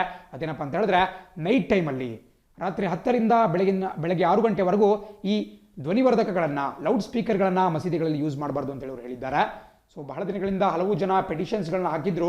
ಈ ಬೆಳಗಿನ ಜಾವ ಮಸೀದಿಯಲ್ಲಿ ಅಜಾನ್ ಏನು ಕೂಗ್ತಾರೆ, ಅಜಾನ್ ಅಂತ ಅದನ್ನು ಕರೆಯಲಾಗುತ್ತೆ. ಸೊ ಅದರಿಂದ ಕೆಲವರಿಗೆ ಕಿರಿಕಿರಿ ಆಗ್ತಾ ಇದ್ದು, ಒಂದು ಧರ್ಮವನ್ನು ಮತ್ತೊಂದು ಧರ್ಮದವರ ಮೇಲೆ ಹೇರ್ದಂಗೆ ಆಗುತ್ತೆ ಅಂಥೇಳಿ ಕೆಲವು ಕಂಪ್ಲೇಂಟ್ಸ್ಗಳು ಕೂಡ ಬಂದಿದ್ವು. ಇನ್ನೂ ಕೂಡ ಇದರ ಬಗ್ಗೆ ಜಟಾಪಟಿ ನಡೀತಾನೆ ಇದೆ ಈ ಧ್ವನಿವರ್ಧಕಗಳಿಗೆ ಸಂಬಂಧಪಟ್ಟಂತೆ. ಬಟ್ ಈಗ ಸ್ವತಃ ವಕ್ಫ್ ಬೋರ್ಡ್ ತನ್ನ ಅಡಿಯಲ್ಲಿ ಬರ್ತಕ್ಕಂಥ ಎಲ್ಲ ಮಸೀದಿಗಳಿಗೆ ಸೂಚನೆಯನ್ನು ಕೊಟ್ಟಿದೆಯಪ್ಪ ಅಂತ ಹೇಳಿದ್ರೆ ರಾತ್ರಿ ಹೊತ್ತು ಈ ಒಂದು ಲೌಡ್ ಸ್ಪೀಕರ್ಗಳನ್ನು ಯೂಸ್ ಮಾಡಬೇಡಿ ಅಂತ ಹೇಳಿದೆ. ಆ್ಯಂಡ್ ಅಷ್ಟೇ ಅಲ್ಲ, ಈ ಕ್ರ್ಯಾಕರ್ಗಳನ್ನು ಕೆಲವೊಂದು ಫಂಕ್ಷನ್ಸ್ಗಳಲ್ಲಿ ನಾವೇನು ಈ ಪಟಾಕಿಗಳನ್ನ ಬೆಳೆಸ್ಟ್ ಮಾಡ್ತೀವಿ, ಸೊ ಪಟಾಕಿಗಳನ್ನ ಹೊಡಿಬೇಡಿ ಅಂತ ಕೂಡ ಸೂಚನೆಯನ್ನು ಕೊಟ್ಟಿದೆ. ಸೊ ಹಾಗೆ ಬೇರೆ ಬೇರೆ ಸೂಚನೆಗಳನ್ನು ಮಸೀದಿಗಳಿಗೆ ಕೊಟ್ಟಿದೆ. ಸೊ ಇದನ್ನು ನೇರವಾಗಿ ಎಕ್ಸಾಮಲ್ಲಿ ಕೇಳುವಂಥ ಸಾಧ್ಯತೆ ಕಮ್ಮಿ, ಬಟ್ ಆದರೂ ವಕ್ಫ್ ಬೋರ್ಡ್ ಯಾವ ವಿಚಾರಕ್ಕೆ ಅಂತೇಳಿ ನಮಗೆ ಗೊತ್ತಿದ್ರೆ ಬಹಳ ಒಳ್ಳೆಯದಾಗುತ್ತೆ. ಸೊ ಹಾಗಾಗಿ ಈ ಒಂದು ನ್ಯೂಸನ್ನು ಇನ್ಕ್ಲೂಡ್ ಮಾಡ್ಕೊಂಡಿರತಕ್ಕಂಥದ್ದು. ಯೂಶ್ವಲಿ ಯಾವುದೇ ಧರ್ಮ ಇರಲಿ, ಅದು ಹಿಂದೂ ಧರ್ಮ ಇರಲಿ, ಮುಸಲ್ಮಾನ ಧರ್ಮ ಇರಲಿ, ಒಂದು ಧರ್ಮದ ಒಂದು ನಂಬಿಕೆಗಳು ಮತ್ತೊಂದು ಧರ್ಮದವರಿಗೆ ಕಿರಿಕಿರಿ ಉಂಟು ಮಾಡುವಂತಿರಬಾರ್ದು, ಅವರ ಮೇಲೆ ಹೇರಬಾರ್ದು. ಧರ್ಮ ಅಂತಕ್ಕಂಥದ್ದು 4 ಗೋಡೆಗಳ ಮಧ್ಯೆ ಒಂದು ಚೌಕಟ್ಟಿನಲ್ಲಿ ನಿರ್ವಹಿಸಬೇಕಾದಂಥ ಒಂದು ಕೆಲಸ. ಸೊ ಹಾಗಾಗಿ ಎಲ್ಲ ಧರ್ಮದಲ್ಲೂ ಕೂಡ ಇಂತಹ ಒಂದು ರಿಫಾರ್ಮ್ಸ್ ನಡಿಬೇಕಾಗುತ್ತೆ, ಸುಧಾರಣೆಗಳು ನಡಿಬೇಕಾಗುತ್ತೆ. ಒಬ್ಬರ ಧರ್ಮ ಮತ್ತೊಬ್ಬರಿಗೆ ಕ್ಲಾಶಸ್ಸನ್ನು ಉಂಟು ಮಾಡಬಾರ್ದು. ಅದೇ ರೀತಿ ಮುಂದಿನ ಸುದ್ದಿ ಕಾಣಿಸ್ಕೊಳ್ತಾ ಇದೆ, cabinet gives nod to bill for setting up DFI. ಇಲ್ಲಿ DFI ಅನ್ನುವಂಥ ಒಂದು ಸಂಸ್ಥೆಯನ್ನು, ಬೇಸಿಕಲಿ ಒಂದು ರೀತಿಯ ಬ್ಯಾಂಕ್ ಇದು, ಇದನ್ನು ಸ್ಥಾಪನೆ ಮಾಡಲಿಕ್ಕೆ ಒಂದು ಮಸೂದೆಯನ್ನು ಮಂಡನೆ ಮಾಡಬೇಕಾಗುತ್ತೆ. ಸೊ ಆ ಮಸೂದೆಯನ್ನು ಮಂಡನೆ ಮಾಡಲಿಕ್ಕೆ ಕೇಂದ್ರ ಸಂಪುಟ, ಯೂನಿಯನ್ ಕ್ಯಾಬಿನೆಟ್ ಅನುಮತಿಯನ್ನು ಕೊಟ್ಟಿದೆ. ಬಿಕಾಸ್ ನಿಮಗೆಲ್ಲ ಒಂದು ವಿಚಾರ ಗೊತ್ತಿರಬೇಕು, ಯಾವುದೇ ಒಂದು ಮಸೂದೆಯನ್ನು ನಮ್ಮ ಲೋಕಸಭೆಯಲ್ಲೋ ಅಥವಾ ರಾಜ್ಯಸಭೆಯಲ್ಲೋ ಮಂಡನೆ ಮಾಡಬೇಕು ಅಂತ ಹೇಳಿದ್ರೆ ಅದಕ್ಕಿಂತ ಮುಂಚೆ ಅದು ಕ್ಯಾಬಿನೆಟ್ ಲೆವೆಲಲ್ಲಿ ಡಿಸ್ಕಸ್ ಆಗುತ್ತೆ, ಈ ಸಂಪುಟ ಸಭೆಯಲ್ಲಿ ಡಿಸ್ಕಸ್ ಆಗುತ್ತೆ. ಅಲ್ಲಿ ಅನುಮತಿ ದೊರೆತ ಬಳಿಕವೇ ಅದನ್ನು ಸರ್ಕಾರ, ಅಂದರೆ ಅದಕ್ಕೆ ಕನ್ಸರ್ನ್ ಮಿನಿಸ್ಟರ್, ಯಾವ ಮಿನಿಸ್ಟರ್ ಅಥವಾ ಯಾವ ಮಂತ್ರಿ ಅದಕ್ಕೆ ಸಂಬಂಧಪಡ್ತಾರೋ ಅವರು ಅದನ್ನು ನಮ್ಮ ಪಾರ್ಲಿಮೆಂಟಲ್ಲಿ, ಸಂಸತ್ತಿನಲ್ಲಿ ಮಂಡನೆ ಮಾಡ್ತಾರೆ. ಸೊ ನಿಮಗೆಲ್ಲ ಗೊತ್ತಿರಬೇಕು, ಇತ್ತೀಚೆಗಷ್ಟೇ ನಮ್ಮ ಬಜೆಟ್ ನಡಿಬೇಕಾದ್ರೆ, ಯೂನಿಯನ್ ಬಜೆಟ್ ನಡಿಬೇಕಾದ್ರೆ ನಿರ್ಮಲಾ ಸೀತಾರಾಮನ್ ಅವರು ಒಂದು ಘೋಷಣೆಯನ್ನು ಮಾಡಿದ್ರು. ಏನು ಘೋಷಣೆಯಪ್ಪ ಅಂತ ಹೇಳಿದ್ರೆ, ನಮ್ಮ ದೇಶದಲ್ಲಿ ಹಲವಾರು ಈ ಇನ್ಫ್ರಾಸ್ಟ್ರಕ್ಚರ್ ಅಥವಾ ಮೂಲಸೌಕರ್ಯಕ್ಕೆ ಸಂಬಂಧಪಟ್ಟಂಥ ಅಭಿವೃದ್ಧಿ ಕಾರ್ಯಗಳು ಸ್ಥಗಿತಗೊಂಡಿದ್ದಾವೆ. ಸೊ ಅವುಗಳಿಗೆ ಸಾಲವನ್ನು ನೀಡುವಂತಹ ದೃಷ್ಟಿಯಿಂದ, ಅವುಗಳಿಗೆ ಫೈನಾನ್ಸ್ ಮಾಡುವಂತಹ ದೃಷ್ಟಿಯಿಂದ ಒಂದು ಹೊಸ ನ್ಯಾಷನಲ್ ಬ್ಯಾಂಕನ್ನು ಸ್ಥಾಪನೆ ಮಾಡುವುದು. ನಿಮಗೆ ಏನೋ ಈಗ ಪ್ರಸಕ್ತ ನಬಾರ್ಡ್ ಇದೆ, ಅದೇ ರೀತಿ ಬೇರೆ ಬೇರೆ ಇನ್ವೆಸ್ಟ್ಮೆಂಟ್ ಫಂಡ್ಗಳು ಬರುತ್ತೆ. ಸೊ ಅಂತಹದ್ದೇ ಆಗಿರತಕ್ಕಂಥ ಒಂದು ನ್ಯಾಷನಲ್ ಲೆವೆಲ್ ಬ್ಯಾಂಕನ್ನು ಸ್ಥಾಪನೆ ಮಾಡುವುದಾಗಿ ಘೋಷಣೆ ಮಾಡಿದ್ರು. ಆ ಬ್ಯಾಂಕ್ನ ಹೆಸರನ್ನಪ್ಪ ಅಂದರೆ ಈ ಭಾಗದಲ್ಲಿ ಕಾಣಿಸ್ಕೊಳ್ತಾ ಇದೆ, development finance institution. Note down ಮಾಡ್ಕೊಳ್ಳಿ, DFI ಅಂತ ಹೇಳಿದ್ರೆ ಡೆವಲಪ್ಮೆಂಟ್ ಫೈನಾನ್ಸ್ ಇನ್ಸ್ಟಿಟ್ಯೂಷನ್, ಅಥವಾ ಅಭಿವೃದ್ಧಿ ಫೈನಾನ್ಸ್ ಅನ್ನಕ್ಕೆ ಏನಂತಾರೆ, ಹಣಕಾಸಿನ ನೆರವು ಅಥವಾ ಹಣಕಾಸಿನ ಒಂದು ಬೆಂಬಲವನ್ನು ಕೊಡುವುದು, ಆ ಒಂದು ಸಂಸ್ಥೆ ಅಂತ ಕರಿಬಹುದು. ಸೊ ಇಂಗ್ಲೀಷಲ್ಲೇ ಬರ್ಕೊಳ್ಳಿ ಯೂಶುವಲ್ ಆಗಿ, ಬಿಕಾಸ್ ಟ್ರಾನ್ಸ್ಲೇಷನ್ ಇದಕ್ಕೆ ಸೂಕ್ತವಾದ ಟ್ರಾನ್ಸ್ಲೇಷನ್ ಕಷ್ಟ ಆಗುತ್ತೆ. ಸೊ DFI ಅಂತ ಹೇಳಿದ್ರೆ ಡೆವಲಪ್ಮೆಂಟ್ ಫೈನಾನ್ಸ್ ಇನ್ಸ್ಟಿಟ್ಯೂಷನ್, ಅಥವಾ ಈ ಅಭಿವೃದ್ಧಿಗೆ ಹಣಕಾಸಿನ ನೆರವನ್ನು ನೀಡತಕ್ಕಂಥ ಒಂದು ಸಂಸ್ಥೆ ಅಂತೇಳಿ ನಾವು ಜನರಾಗಿ ತಿಳ್ಕೊಬಹುದು. ಸೊ ಇದನ್ನು ಸ್ಥಾಪನೆ ಮಾಡಲಿಕ್ಕೆ ಒಂದು ನ್ಯಾಷನಲ್ ಲೆವೆಲ್ ಬ್ಯಾಂಕ್ ಇದ್ದಂಗೆ ಇದನ್ನು ಸ್ಥಾಪನೆ ಮಾಡ್ತಾರೆ. ಇದೇನು ಮಾಡ್ತಪ್ಪ ಅಂತ ಹೇಳಿದ್ರೆ, ನಮ್ಮ ಕೇಂದ್ರ ಸರ್ಕಾರದಿರಬಹುದು, ರಾಜ್ಯ ಸರ್ಕಾರಗಳಿರಬಹುದು, ಈ ಮೂಲಸೌಕರ್ಯ ಅಭಿವೃದ್ಧಿ ಯೋಜನೆಗಳು, ಫಾರ್ ಎಕ್ಸಾಂಪಲ್ ಒಂದು ಕುಡಿಯುವ ನೀರಿನ ಯೋಜನೆ ಇರಬಹುದು, ಅಥವಾ ಒಂದು ರಸ್ತೆ ಅಭಿವೃದ್ಧಿ ಯೋಜನೆ ಇರಬಹುದು, ಅಥವಾ ಇನ್ಯಾವುದೋ ಒಂದು ಮೂಲಸೌಕರ್ಯ ಕೊಡ್ತಕ್ಕಂತಹ ಸ್ಟ್ರೀಟ್ ಲೈಟ್ಸನ್ನು ಕೊಡ್ತಕ್ಕಂಥ ಯೋಜನೆ ಇರಬಹುದು. ಇಂಥ ಯೋಜನೆಗಳು ಏನು ಹಣಕಾಸಿನ ಕೊರತೆಯಿಂದ ಸ್ಥಗಿತಗೊಂಡಿದ್ದಾವೆ, ಅವುಗಳಿಗೆ ಹಣಕಾಸಿನ ನೆರವನ್ನು ಕೊಟ್ಬಿಟ್ಟು, ಹಣಕಾಸಿನ ನೆರವು ಅಂದ್ರೇನು, ಸಾಲವನ್ನು ಕೊಡ್ತವೆ, ಲೋನನ್ನು ಕೊಟ್ಬಿಟ್ಟು ಅವು ಪೂರ್ಣಗೊಳ್ಳುವಂತೆ ಸಹಾಯ ಮಾಡ್ತವೆ. ಬಿಕಾಸ್ ಈ ಬಗ್ಗೆ ಕಾಣಿಸ್ತಾ ಇರ್ಬೋದು, ಸುಮಾರು 6,000 ಇಂತಹ ಅಭಿವೃದ್ಧಿ ಯೋಜನೆಗಳು ಪ್ರಸಕ್ತವಾಗಿ ಸ್ಥಗಿತಗೊಂಡಿದ್ದಾವೆ ಅಥವಾ ಬಹಳ ಮಂದಗತಿಯಲ್ಲಿ ಸಾಗ್ತಾ ಇದ್ದಾವೆ, ಒಂದು ಲೂಕ್ವಾರ್ಮ್ ರೀತಿಯಲ್ಲಿ ಅದು ಸಾಗ್ತಾ ಇದ್ದಾವೆ. ಸೊ ಹಾಗಾಗಿ ಅವುಗಳಿಗೋಸ್ಕರ ಈ ಡೆವಲಪ್ಮೆಂಟ್ ಫೈನಾನ್ಸ್ ಇನ್ಸ್ಟಿಟ್ಯೂಷನನ್ನು ಸ್ಥಾಪನೆ ಮಾಡಲಿಕ್ಕೆ ಕೇಂದ್ರ ಸರ್ಕಾರ ಮುಂದಾಗಿದೆ. ಆ್ಯಂಡ್ ಇನಿಷಿಯಲ್ ಆಗಿ ಮೊನ್ನೆ ಬಜೆಟಲ್ಲಿ ಈ ಒಂದು DFI ಸಂಸ್ಥೆಗೆ ಸುಮಾರು 20,000 ಕೋಟಿ ರೂಪಾಯಿ ಅನುದಾನವನ್ನು ಕೇಂದ್ರ ಸರ್ಕಾರ ಘೋಷಣೆ ಮಾಡಿದ್ದು. ಸೊ 20,000 ಕೋಟಿ ರೂಪಾಯಿ ಫಂಡನ್ನು ಇಟ್ಕೊಂಡ್ಬಿಟ್ಟು ಇದು ಕಾರ್ಯಾಚರಣೆಯನ್ನು ಸ್ಟಾರ್ಟ್ ಮಾಡುತ್ತೆ. ಆ್ಯಂಡ್ ಯಾವ್ಯಾವ ಪ್ರಾಜೆಕ್ಟ್ಗಳಿಗೆ ಎಷ್ಟೆಷ್ಟು ಸಾಲ ಬೇಕು ಇದು ಸಾಲವನ್ನು ಕೊಡುತ್ತೆ. ಈಗೇನು ನಾವು ವರ್ಲ್ಡ್ ಬ್ಯಾಂಕಿಂದ, ಏಷ್ಯನ್ ಇನ್ಫ್ರಾಸ್ಟ್ರಕ್ಚರ್ ಇನ್ವೆಸ್ಟ್ಮೆಂಟ್ ಬ್ಯಾಂಕಿಂದ ಅಥವಾ ಏಷ್ಯನ್ ಡೆವಲಪ್ಮೆಂಟ್ ಬ್ಯಾಂಕಿಂದ ಸಾಲವನ್ನು ತೆಗೆದುಕೊಂಡ್ಬಂದ್ಬಿಟ್ಟು ಕೆಲಸಗಳನ್ನ ಮಾಡ್ತೀವಿ, ಅದೇ ರೀತಿ ಸಾಲವನ್ನು ಕೊಡುವಂತಹ ಒಂದು ನ್ಯಾಷನಲ್ ಬ್ಯಾಂಕ್ ಆಗಿಬಿಟ್ಟು ಈ DFI ಇನ್ನು ಮುಂದೆ ಕಾರ್ಯನಿರ್ವಹಣೆಯನ್ನು ಮಾಡುತ್ತೆ. ಬಟ್ ಬಹಳ ಇಂಪಾರ್ಟೆಂಟ್ ಎಕ್ಸಾಂಪಲ್ ಕೇಳ್ತಾರೆ, ಇತ್ತೀಚೆಗಷ್ಟು ಯಾವ ಹೊಸ ಒಂದು ಸಂಸ್ಥೆಯನ್ನು ಕೇಂದ್ರ ಸರ್ಕಾರ ಈ ಒಂದು ಡೆವಲಪ್ಮೆಂಟ್ಗೋಸ್ಕರ ಅಥವಾ ಇನ್ಫ್ರಾಸ್ಟ್ರಕ್ಚರ್ ಡೆವಲಪ್ಮೆಂಟ್ ಫೈನಾನ್ಸಿಂಗ್ಗೋಸ್ಕರ ಸ್ಥಾಪನೆ ಮಾಡಿ ಅಂತ ಕೇಳಿದ್ರೆ ನೀವು DFI ಅಂತ ಟಿಕ್ ಮಾಡಬೇಕಾಗುತ್ತೆ. ರೀತಿ ಮುಂದಿನ ಸುದ್ದಿ ಕಾಣಿಸ್ಕೊಳ್ತಾ ಇದೆ, new project for children's mental health. ಅಂದರೆ ಮಕ್ಕಳ ಒಂದು ಮಾನಸಿಕ ಆರೋಗ್ಯದ ದೃಷ್ಟಿಯಿಂದ ಹೊಸ ಯೋಜನೆಯನ್ನು ಜಾರಿಗೊಳಿಸಲಾಗಿದೆ. Very very important. ಇಂತಹ ಯೋಜನೆಗಳಿಗೆ ಸಾಕಷ್ಟು ಪ್ರಾಮಿನೆನ್ಸನ್ನು ಕೊಡಲಾಗುತ್ತೆ. ನೀವು ಯಾವುದೇ ಪರೀಕ್ಷೆ ತೆಗೆದುಕೊಂಡ್ರೂ ಕೂಡ ಇಂತಹ ಯೋಜನೆಗಳ ಬಗ್ಗೆ ಪ್ರಶ್ನೆಗಳು ಉಂಟಾಗ್ತಾ ಇರ್ತವೆ. ಸೊ ಇತ್ತೀಚೆಗಷ್ಟೇ ನಮ್ಮ ಕೇಂದ್ರದ ಬೇರೆ ಬೇರೆ ಸಚಿವಾಲಯಗಳು ಸೇರ್ಕೊಂಡ್ಬಿಟ್ಟು ಫಂಡಿಂಗ್ ಮಾಡಿ ಒಂದು ಪ್ರಾಜೆಕ್ಟನ್ನು ಲಾಂಚ್ ಮಾಡ್ತಾ ಇದ್ದಾವೆ. ಆ ಪ್ರಾಜೆಕ್ಟ್ ಹೆಸರು ವೆರಿ ವೆರಿ ಇಂಪಾರ್ಟೆಂಟ್, ಈ ಬಗ್ಗೆ ಕಾಣಿಸ್ಕೊಳ್ತಾ ಇದೆ, ಪ್ರಾಜೆಕ್ಟ್ ಸಂವದ್. ಕ್ಯಾಪಿಟಲ್ ಲೆಟರ್ ಬರ್ಕೊಳ್ಳಿ, ಪ್ರಾಜೆಕ್ಟ್ ಸಂವದ್. ಸಂವದ್ ಅಂದರೆ ಅದೊಂದು ಫುಲ್ ಫಾರ್ಮ್ ಇರುತ್ತೆ. ಬೇಸಿಕಲಿ ನೀವು SAMVAD ಏನಿರುತ್ತೆ ಅದಕ್ಕೆ ಒಂದು ಎಕ್ಸ್ಪ್ಯಾನ್ಷನ್ ಇರುತ್ತೆ. ಸೊ ಹಾಗಾಗಿ ಪ್ರಾಜೆಕ್ಟ್ ಸಂವದನ್ನು ಇತ್ತೀಚೆಗಷ್ಟೇ ಲಾಂಚ್ ಮಾಡಲಾಗಿದೆ. ಇದು ಹೆಸರೇ ಏನು ನಿಮ್ಮ ಹೆಡಿಂಗ್ ಏನು ಹೇಳುತ್ತೆ, ಮಕ್ಕಳ ಮಾನಸಿಕ ಆರೋಗ್ಯ, ಚಿಲ್ಡ್ರನ್ಸ್ ಮೆಂಟಲ್ ಹೆಲ್ತ್ಗೆ ಸಂಬಂಧಪಟ್ಟಂಥ ಒಂದು ಯೋಜನೆ. ಸೊ ಇದ್ರ ಬಗ್ಗೆ ಸ್ವಲ್ಪ ಡಿಸ್ಕಸ್ ಮಾಡ್ತಾ ಹೋಗೋಣ. ಸೊ ಫುಲ್ ಫಾರ್ಮ್ ಫಸ್ಟ್ ಬಹಳ ಇಂಪಾರ್ಟೆಂಟ್ ಬರ್ಕೊಂಬಿಡಿ. ಪ್ರಾಜೆಕ್ಟ್ ಸಂವದ್ ಅದರ ವಿಸ್ತೃತ ರೂಪ ನಿಮಗೆ ಗೊತ್ತಿತ್ತು ಅಂತ ಹೇಳಿದ್ರೆ ಅದು ಯಾವ ವಿಚಾರಕ್ಕೆ ಸಂಬಂಧಪಟ್ಟಿದೆ ಅಂತೇಳಿ ಆಟೋಮೆಟಿಕಾಗಿ ನಿಮಗೆ ಗೊತ್ತಾಗುತ್ತೆ. ಸೊ ಪರೀಕ್ಷೆಯಲ್ಲಿ ಟಿಕ್ ಹಾಕೋದು ಈಸಿಯಾಗಿ ಮಾಡಬಹುದು. ಕೆಲವೊಂದ್ಸರಿ ಕೇಳ್ತಾರೆ ಎಕ್ಸ್ಪ್ಯಾಂಡ್ ಪ್ರಾಜೆಕ್ಟ್ ಸಂವಾದ್ ಅಥವಾ ಇದರ ವಿಸ್ತಾರ ರೂಪವನ್ನು ಬರೀರಿ ಅಂತೇಳಿ. ಸೊ ಸಂವಾದ್ ಅಂತ ಹೇಳಿದ್ರೆ support advocacy and mental health intervention for children in vulnerable circumstances and diseases. I think ಸ್ವಲ್ಪ ಹೆವಿ ಆಗ್ತಿದೆ ಅನಿಸ್ತಿರ್ಬೋದು, ಪಾಸ್ ಮಾಡಿ ಬರ್ಕೊಳ್ಳಿ, ಏನು ಕಷ್ಟ ಇಲ್ಲ ನೆನ್ಪಿಟ್ಕೊಳಕ್ಕೆ.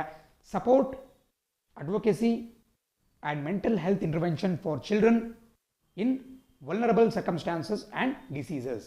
ಸೊ ಅದೇನು ಹೇಳುತ್ತಪ್ಪ, ಮೀನಿಂಗ್ ಹೇಳ್ಬಿಡ್ತೀನಿ, ಯಾರಿಗೆ ಅರ್ಥ ಆಗ್ತಿಲ್ಲ ಮೀನಿಂಗ್ ಹೇಳ್ತೀನಿ. ಇದೇನಪ್ಪ ಅಂತ ಹೇಳಿದ್ರೆ, ಯಾವೆಲ್ಲ ಮಕ್ಕಳು, ಯಾವೆಲ್ಲ ಚಿಲ್ಡ್ರನ್ ಈ ದುರ್ಬಲ ವರ್ಗದಲ್ಲಿ ಇರ್ತಾರೋ ಅವರಿಗೆ, ದುರ್ಬಲ ವರ್ಗ ಮತ್ತು ಈ ರೋಗ ಪೀಡಿತರಾಗಿರ್ತಾರೋ, ಡಿಸೀಸಸ್ ಇರುತ್ತೋ ಅವರಿಗೆ ಒಂದು ಬೆಂಬಲವನ್ನು ಕೊಡುವುದು, ಅವರ ಪರವಾಗಿ ಅಡ್ವೊಕೇಸಿಯನ್ನು ಮಾಡುವುದು, ಅಂದರೆ ಅವರಿಗೆ ಸಪೋರ್ಟ್ ಮಾಡ್ತಕ್ಕಂತಹದ್ದು ಮತ್ತು ಅವರ ಮಾನಸಿಕ ಆರೋಗ್ಯದಲ್ಲಿ ಒಂದು ಹಸ್ತಕ್ಷೇಪ ಮಾಡುವುದು, ಇಂಟರ್ವ್ಯೂನ್ ಮಾಡುವುದು, ಅಂದರೆ ಪಾಸಿಟಿವ್ಲಿ ಅವರ ಮಾನಸಿಕ ಆರೋಗ್ಯವನ್ನು ಅಭಿವೃದ್ಧಿಗೊಳಿಸುವಂಥ ಕೆಲಸವನ್ನು ಮಾಡುವುದು. ಸೊ ನೋಡಿ, ಇದು ಇದರ ಫುಲ್ ಫಾರ್ಮ್ ಆಗಿರುತ್ತೆ. Support advocacy and mental health intervention for children in vulnerable circumstances and diseases. ಇದು ಪ್ರಾಜೆಕ್ಟ್ ಸಂವಾದ್. ಮತ್ತೊಂದು ಪ್ರಶ್ನೆ ಏನು ಕೇಳ್ತಾರಪ್ಪ ಅಂತ ಹೇಳಿದ್ರೆ, ಕೆಳಗಿನ ಯಾವ ವರ್ಗದ ಮಕ್ಕಳಿಗೆ ಈ ಪ್ರಾಜೆಕ್ಟ್ ಸಂವಾದ್ನ ನೆರವು ದೊರೆಯಲಿದೆ? ಎಲ್ಲ ಮಕ್ಕಳಿಗೋಸ್ಕರ ಇದನ್ನು ಡಿಸೈನ್ ಮಾಡಿಲ್ಲ, ಇದನ್ನು ಯಾವ ಮಕ್ಕಳಿಗೆ ಮಾಡಿದಾರಪ್ಪ ಅಂತ ಹೇಳಿದ್ರೆ ಈ ಭಾಗದಲ್ಲಿ ಕಾಣಿಸ್ಕೊಳ್ತಾ ಇದೆ.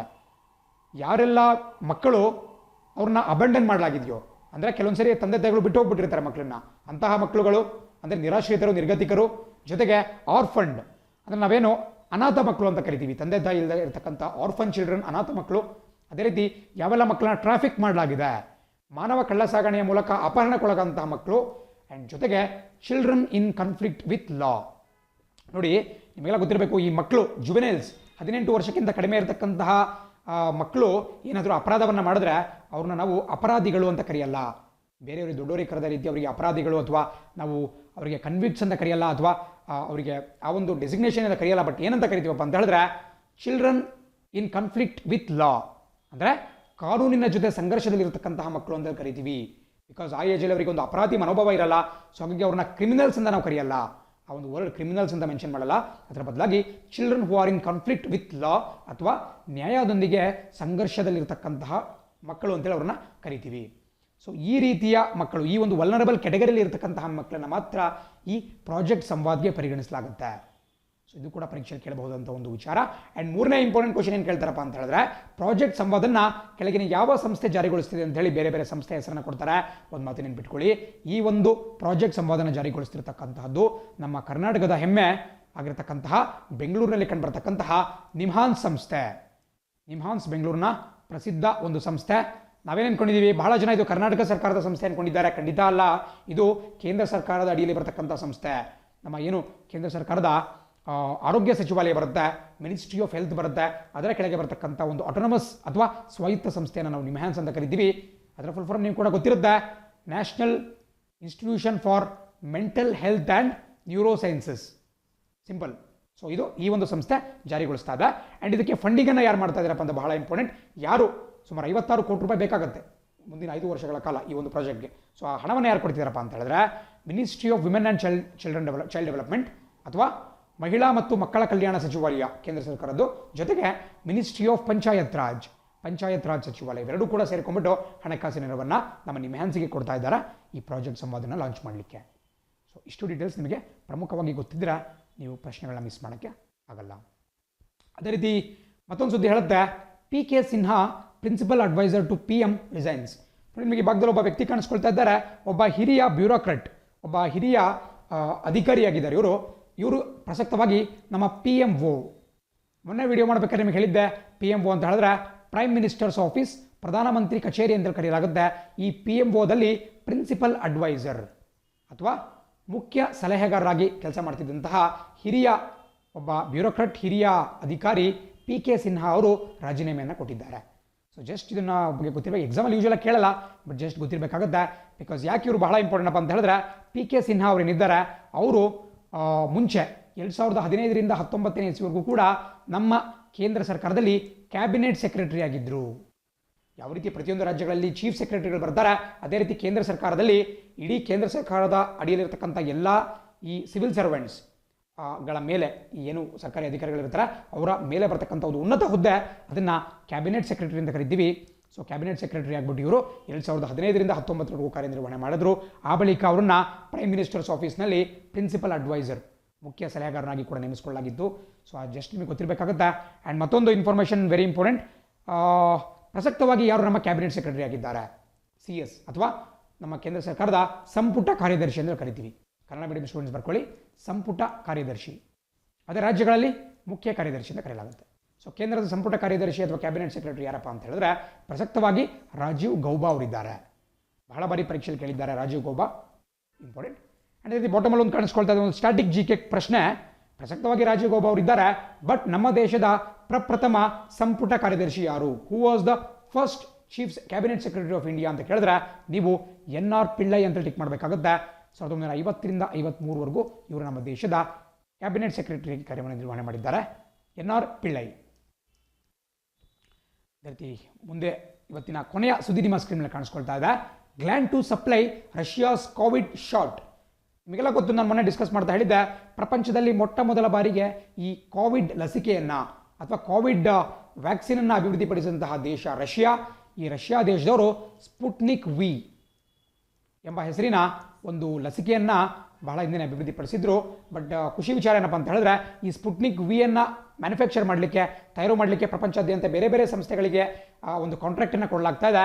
ಅದರಲ್ಲಿ ಬಹುಮುಖ್ಯವಾಗಿ ಭಾರತೀಯ ಕಂಪನಿಗಳಿಗೂ ಕೂಡ ಒಂದು ಕಾಂಟ್ರಾಕ್ಟ್ ಸಿಕ್ಕಿದೆ. ಇದರಲ್ಲಿ ಲೇಟೆಸ್ಟ್ ಯಾವುದಪ್ಪ ಅಂತ ಹೇಳಿದ್ರೆ ನಮ್ಮ ಹೈದರಾಬಾದ್ನಲ್ಲಿ ಕಂಡುಬರ್ತಕ್ಕಂತಹ, ಬಿಕಾಸ್ ಹೈದರಾಬಾದ್ ನಿಮಗೆಲ್ಲ ಗೊತ್ತು ತೆಲಂಗಾಣದ ರಾಜಧಾನಿ, ಅದು ನಮ್ಮ ದೇಶದ ಈ ಔಷಧಿ ತಯಾರಿಕಾ ಕ್ಷೇತ್ರ, ಫಾರ್ಮಾಸ್ಯೂಟಿಕಲ್ ಇಂಡಸ್ಟ್ರಿನ ಒಂದು ರಾಜಧಾನಿ ಅಂತ ಕರಿತೀವಿ. ಸೊ ಅಂತ ಹೈದರಾಬಾದ್ನಲ್ಲಿ ಇರತಕ್ಕಂತಹ ಗ್ಲ್ಯಾಂಡ್ ಫಾರ್ಮಾ, ಜಸ್ಟ್ ಹೆಸರು ಗೊತ್ತಿರಲಿ ನಿಮಗೆ ಒಂದಲ್ಲ ಒಂದು ಕಡೆ ಹೆಲ್ಪ್ ಆಗುತ್ತೆ. ಸೊ ಗ್ಲ್ಯಾಂಡ್ ಫಾರ್ಮಾ ಅನ್ನುವಂಥ ಒಂದು ಖಾಸಗಿ ಕಂಪನಿ, ಈ ಖಾಸಗಿ ಕಂಪನಿಗಳಿಗೆ ಸುಮಾರು 252 million doses of Sputnik V vaccine, ಆ ಸ್ಪುಟ್ನಿಕ್ ವಿ ವ್ಯಾಕ್ಸಿನನ್ನು ಮ್ಯಾನುಫ್ಯಾಕ್ಚರ್ ಮಾಡಿಕೊಡಬೇಕು ಅಂತ ಹೇಳಿ ಒಂದು ಒಪ್ಪಂದಕ್ಕೆ ರಷ್ಯಾ ಸಹಿ ಹಾಕಿದೆ. ರಷ್ಯಾದಲ್ಲಿ ಯಾರು ಸಹಿ ಹಾಕಿದ್ದಾರೆ ಅನ್ನೋದು ಬಹಳ ಪ್ರಮುಖವಾಗುತ್ತೆ. ಈ ಭಾಗದಲ್ಲಿ ಕಾಣಿಸ್ತಾ ಇರಬಹುದು RDIF. ದಯವಿಟ್ಟು ಬರ್ಕೊಳ್ಳಿ ಇದನ್ನ, ವೆರಿ ಇಂಪಾರ್ಟೆಂಟ್. ನಿಮಗೆ ಬೇರೆ ರೀತಿ ಆ್ಯಂಗಲಿಂದ ಇದ್ರ ಬಗ್ಗೆ ಪ್ರಶ್ನೆ ಕೇಳ್ತಾರೆ. RDIF ಅನ್ನು ಯಾಕೆ ಇಂಪಾರ್ಟೆಂಟ್ ಅಪ್ಪ ಅಂತ ಹೇಳಿದ್ರೆ, Russian direct investment fund. RDIF Russian direct investment fund. ಯಾಕೆ ಇದು ಬಹಳ ಇಂಪಾರ್ಟೆಂಟ್ ಅಪ್ಪ ಅಂತ ಹೇಳಿದ್ರೆ, ಈ RDIFನ ಹಣಕಾಸಿನ ನೆರವನ್ನು ಪಡೆದುಕೊಂಡೇ ಸ್ಪುಟ್ನಿಕ್ ವಿಯನ್ನು ರಷ್ಯಾದಲ್ಲಿ ಅಭಿವೃದ್ಧಿಪಡಿಸಲಾಯಿತು. ನೋಡಿ, ಆ ಒಂದು ವ್ಯಾಕ್ಸಿನ್ ಬಗ್ಗೆ ಬೇರೆ ಬೇರೆ ಪ್ರಶ್ನೆಗಳು ಬರ್ಬೋದು, ಅದ್ರಲ್ಲಿ ಇದೊಂದು ಕೂಡ ಸಾಧ್ಯತೆ ಇರುತ್ತೆ. ಬೇಸಿಕಲಿ ಸ್ಪುಟ್ನಿಕ್ ವಿಯನ್ನು ಯಾರು ಅಭಿವೃದ್ಧಿಪಡಿಸಿದ್ರು? ರಷ್ಯಾದ ಗ್ಯಾಮಲೆಯಾ ಇನ್ಸ್ಟಿಟ್ಯೂಷನ್, ಗ್ಯಾಮಲೆಯಾ ಅನ್ನುವಂಥ ಒಂದು ಸಂಸ್ಥೆ. ದಯವಿಟ್ಟು ಬರ್ಕೊಳ್ಳಿ, ನಾನು ಹಿಂದೆ ಎಲ್ಲ ಡಿಸ್ಕಸ್ ಮಾಡಿರೋದ್ರಿಂದ ಜಾಸ್ತಿ ಸ್ಟ್ರೆಸ್ ಮಾಡ್ತಿಲ್ಲ, ಬಟ್ ಫಸ್ಟ್ ಟೈಮ್ ಇದ್ರ ಬಗ್ಗೆ ಕೇಳ್ತಾ ಇದ್ರೆ ಪ್ಲೀಸ್ ನೋಟ್ ಡೌನ್ ಮಾಡ್ಕೊಳ್ಳಿ. ಗ್ಯಾಮಲೆಯಾ ಸಂಸ್ಥೆ ಅಂತ ಒಂದು ಇನ್ಸ್ಟಿಟ್ಯೂಟ್ ಬರುತ್ತೆ, ಒಂದು ರಿಸರ್ಚ್ ಇನ್ಸ್ಟಿಟ್ಯೂಟ್. ಆ ಇನ್ಸ್ಟಿಟ್ಯೂಷನಲ್ಲಿ ಸ್ಪುಟ್ನಿಕ್ ವಿಯನ್ನು ಅಭಿವೃದ್ಧಿಪಡಿಸಲಾಯಿತು. ಅದಕ್ಕೆ ಫಂಡಿಂಗನ್ನು ಯಾರು ಮಾಡಿದ್ರಪ್ಪ ಅಂತ ಹೇಳಿದ್ರೆ, ರಷ್ಯನ್ ಡೈರೆಕ್ಟ್ ಇನ್ವೆಸ್ಟ್ಮೆಂಟ್ ಫಂಡ್ ಅಥವಾ RDIF ಮಾಡಿದ್ರು. ಸೊ ಹಾಗಾಗಿ ಈ ವ್ಯಾಕ್ಸಿನ್ ಮ್ಯಾನುಫ್ಯಾಕ್ಚರಿಂಗ್ಗೆ ಸಂಬಂಧಪಟ್ಟಂತೆ ರಷ್ಯಾದ RDIF ಅವರು ನಮ್ಮ ಇಂಡಿಯಾದ ಗ್ಲ್ಯಾಂಡ್ ಫಾರ್ಮಾ ಜೊತೆಗೆ ಸಹಿಯನ್ನು ಹಾಕಿದ್ದಾರೆ. ಬಟ್ ಗ್ಲ್ಯಾಂಡ್ ಫಾರ್ಮಾ ಒಂದೇ ಅಲ್ಲ, ಅದರ ಜೊತೆಗೆ ಕೆಲವು ದಿನಗಳಿಂದ ಹೆಟೆರೋ ಅನ್ನುವಂಥ ಒಂದು ಸಂಸ್ಥೆ, ಇದು ಕೂಡ ಹೈದರಾಬಾದಲ್ಲಿ ಬರುತ್ತೆ. ಹೈದರಾಬಾದ್ ಮೂಲದ ಹೆಟೆರೋ ಅನ್ನುವಂಥ ಸಂಸ್ಥೆ ಕೂಡ ಈ RDIF ಜೊತೆ ಒಪ್ಪಂದಕ್ಕೆ ಸಹಿ ಹಾಕಿದ್ದು. ಅಷ್ಟೇ ಅಲ್ಲ, ನಮ್ಮ ಭಾರತದ ಪ್ರಖ್ಯಾತ ಫಾರ್ಮಾಸ್ಯೂಟಿಕಲ್ ಸಂಸ್ಥೆ ಆಗಿರತಕ್ಕಂತಹ ಡಾಕ್ಟರ್ ರೆಡ್ಡಿಸ್ ಲ್ಯಾಬ್, DRL ಅಂತ ಕರಿತೀವಿ. ಇದು ಕೇವಲ ಇಂಡಿಯಾ ಮಾತ್ರವಲ್ಲ, ಅಮೆರಿಕಾದಲ್ಲೂ ಕೂಡ ತನ್ನ ಒಂದು ಮ್ಯಾನುಫ್ಯಾಕ್ಚರಿಂಗ್ ಘಟಕವನ್ನು ಹೊಂದಿದೆ. ವರ್ಲ್ಡ್ ವೈಡ್ ಬಹಳ ಫೇಮಸ್ ಆಗಿರತಕ್ಕಂಥ ಒಂದು ಸಂಸ್ಥೆ doctor Reddy's lab. I think ನೀವು ಈ ಫಾರ್ಮಾಸ್ಯೂಟಿಕಲ್ ಇಂಡಸ್ಟ್ರಿಗಳ ಪಟ್ಟಿಯನ್ನು ನೋಡ್ತಾ ಹೋದ್ರಿ ಅಂದರೆ, ಭಾರತದ 2ನೇ ಅತಿ ದೊಡ್ಡ ಫಾರ್ಮಾಸ್ಯೂಟಿಕಲ್ ಕಂಪನಿ ಯಾವುದು ಅಂತ ಹೇಳಿದ್ರೆ ಡಾಕ್ಟರ್ ರೆಡ್ಡಿಸ್ ಲ್ಯಾಬ್ ಬರುತ್ತೆ. ಐ ಥಿಂಕ್ ಫಸ್ಟ್ ಪ್ಲೇಸಲ್ಲಿ ಸನ್ ಫಾರ್ಮಾ ಅಂತ ಬರುತ್ತೆ. ಜಸ್ಟ್ ನಿಮಗೆ ಇನ್ಫಾರ್ಮೇಷನ್ಗೋಸ್ಕರ ಹೇಳ್ತಾ ಇರೋದು, ಅದನ್ನೊಂದು ಸರಿ ಕ್ರಾಸ್ ವೆರಿಫಿಕೇಷನ್ ಮಾಡ್ಕೊಳ್ಳಿ. ಸೊ ಇಂತಹ ಒಂದು ಸಂಸ್ಥೆ ಆಗಿರತಕ್ಕಂತಹ ಡಾಕ್ಟರ್ ರೆಡ್ಡಿಸ್ ಲ್ಯಾಬ್ಗೆ ಕೂಡ ಇದನ್ನು ಮ್ಯಾನುಫ್ಯಾಕ್ಚರ್ ಮಾಡಲಿಕ್ಕೆ ಮತ್ತು ಮಾರ್ಕೆಟಿಂಗ್ ಮಾಡಲಿಕ್ಕೆ ಕಾಂಟ್ರಾಕ್ಟನ್ನು ರಷ್ಯಾದ RDIF ಅವರು ಕೊಟ್ಟಿದ್ದಾರೆ. ಇದು ರಷ್ಯಾದ ಸರ್ಕಾರದ ಅಡಿಯಲ್ಲಿ ಬರತಕ್ಕಂಥ ಒಂದು ಫಂಡ್, ಇದು ಸಂಸ್ಥೆ ಅಷ್ಟೇ. ಸೊ ಹಾಗಾಗಿ ಈ 3 ಸಂಸ್ಥೆಗಳು ನಿಮಗೆ ಜಸ್ಟ್ ಗೊತ್ತಿರಬೇಕಾಗುತ್ತೆ. ಇದರೊಂದಿಗೆ ಇವತ್ತಿನ ಪ್ರಮುಖ ದಿನಪತ್ರಿಕೆಗಳ ವಿಶ್ಲೇಷಣೆ ಮುಕ್ತ ಆಗುತ್ತೆ. ನಾಳೆ ಇದೇ ಸಮಯಕ್ಕೆ ನಿಮ್ಮನ್ನು ಮತ್ತೆ ಭೇಟಿ ಮಾಡ್ತೀನಿ. Thanks for watching the video. See you subscribe. ಜೈ ಹಿಂದ್.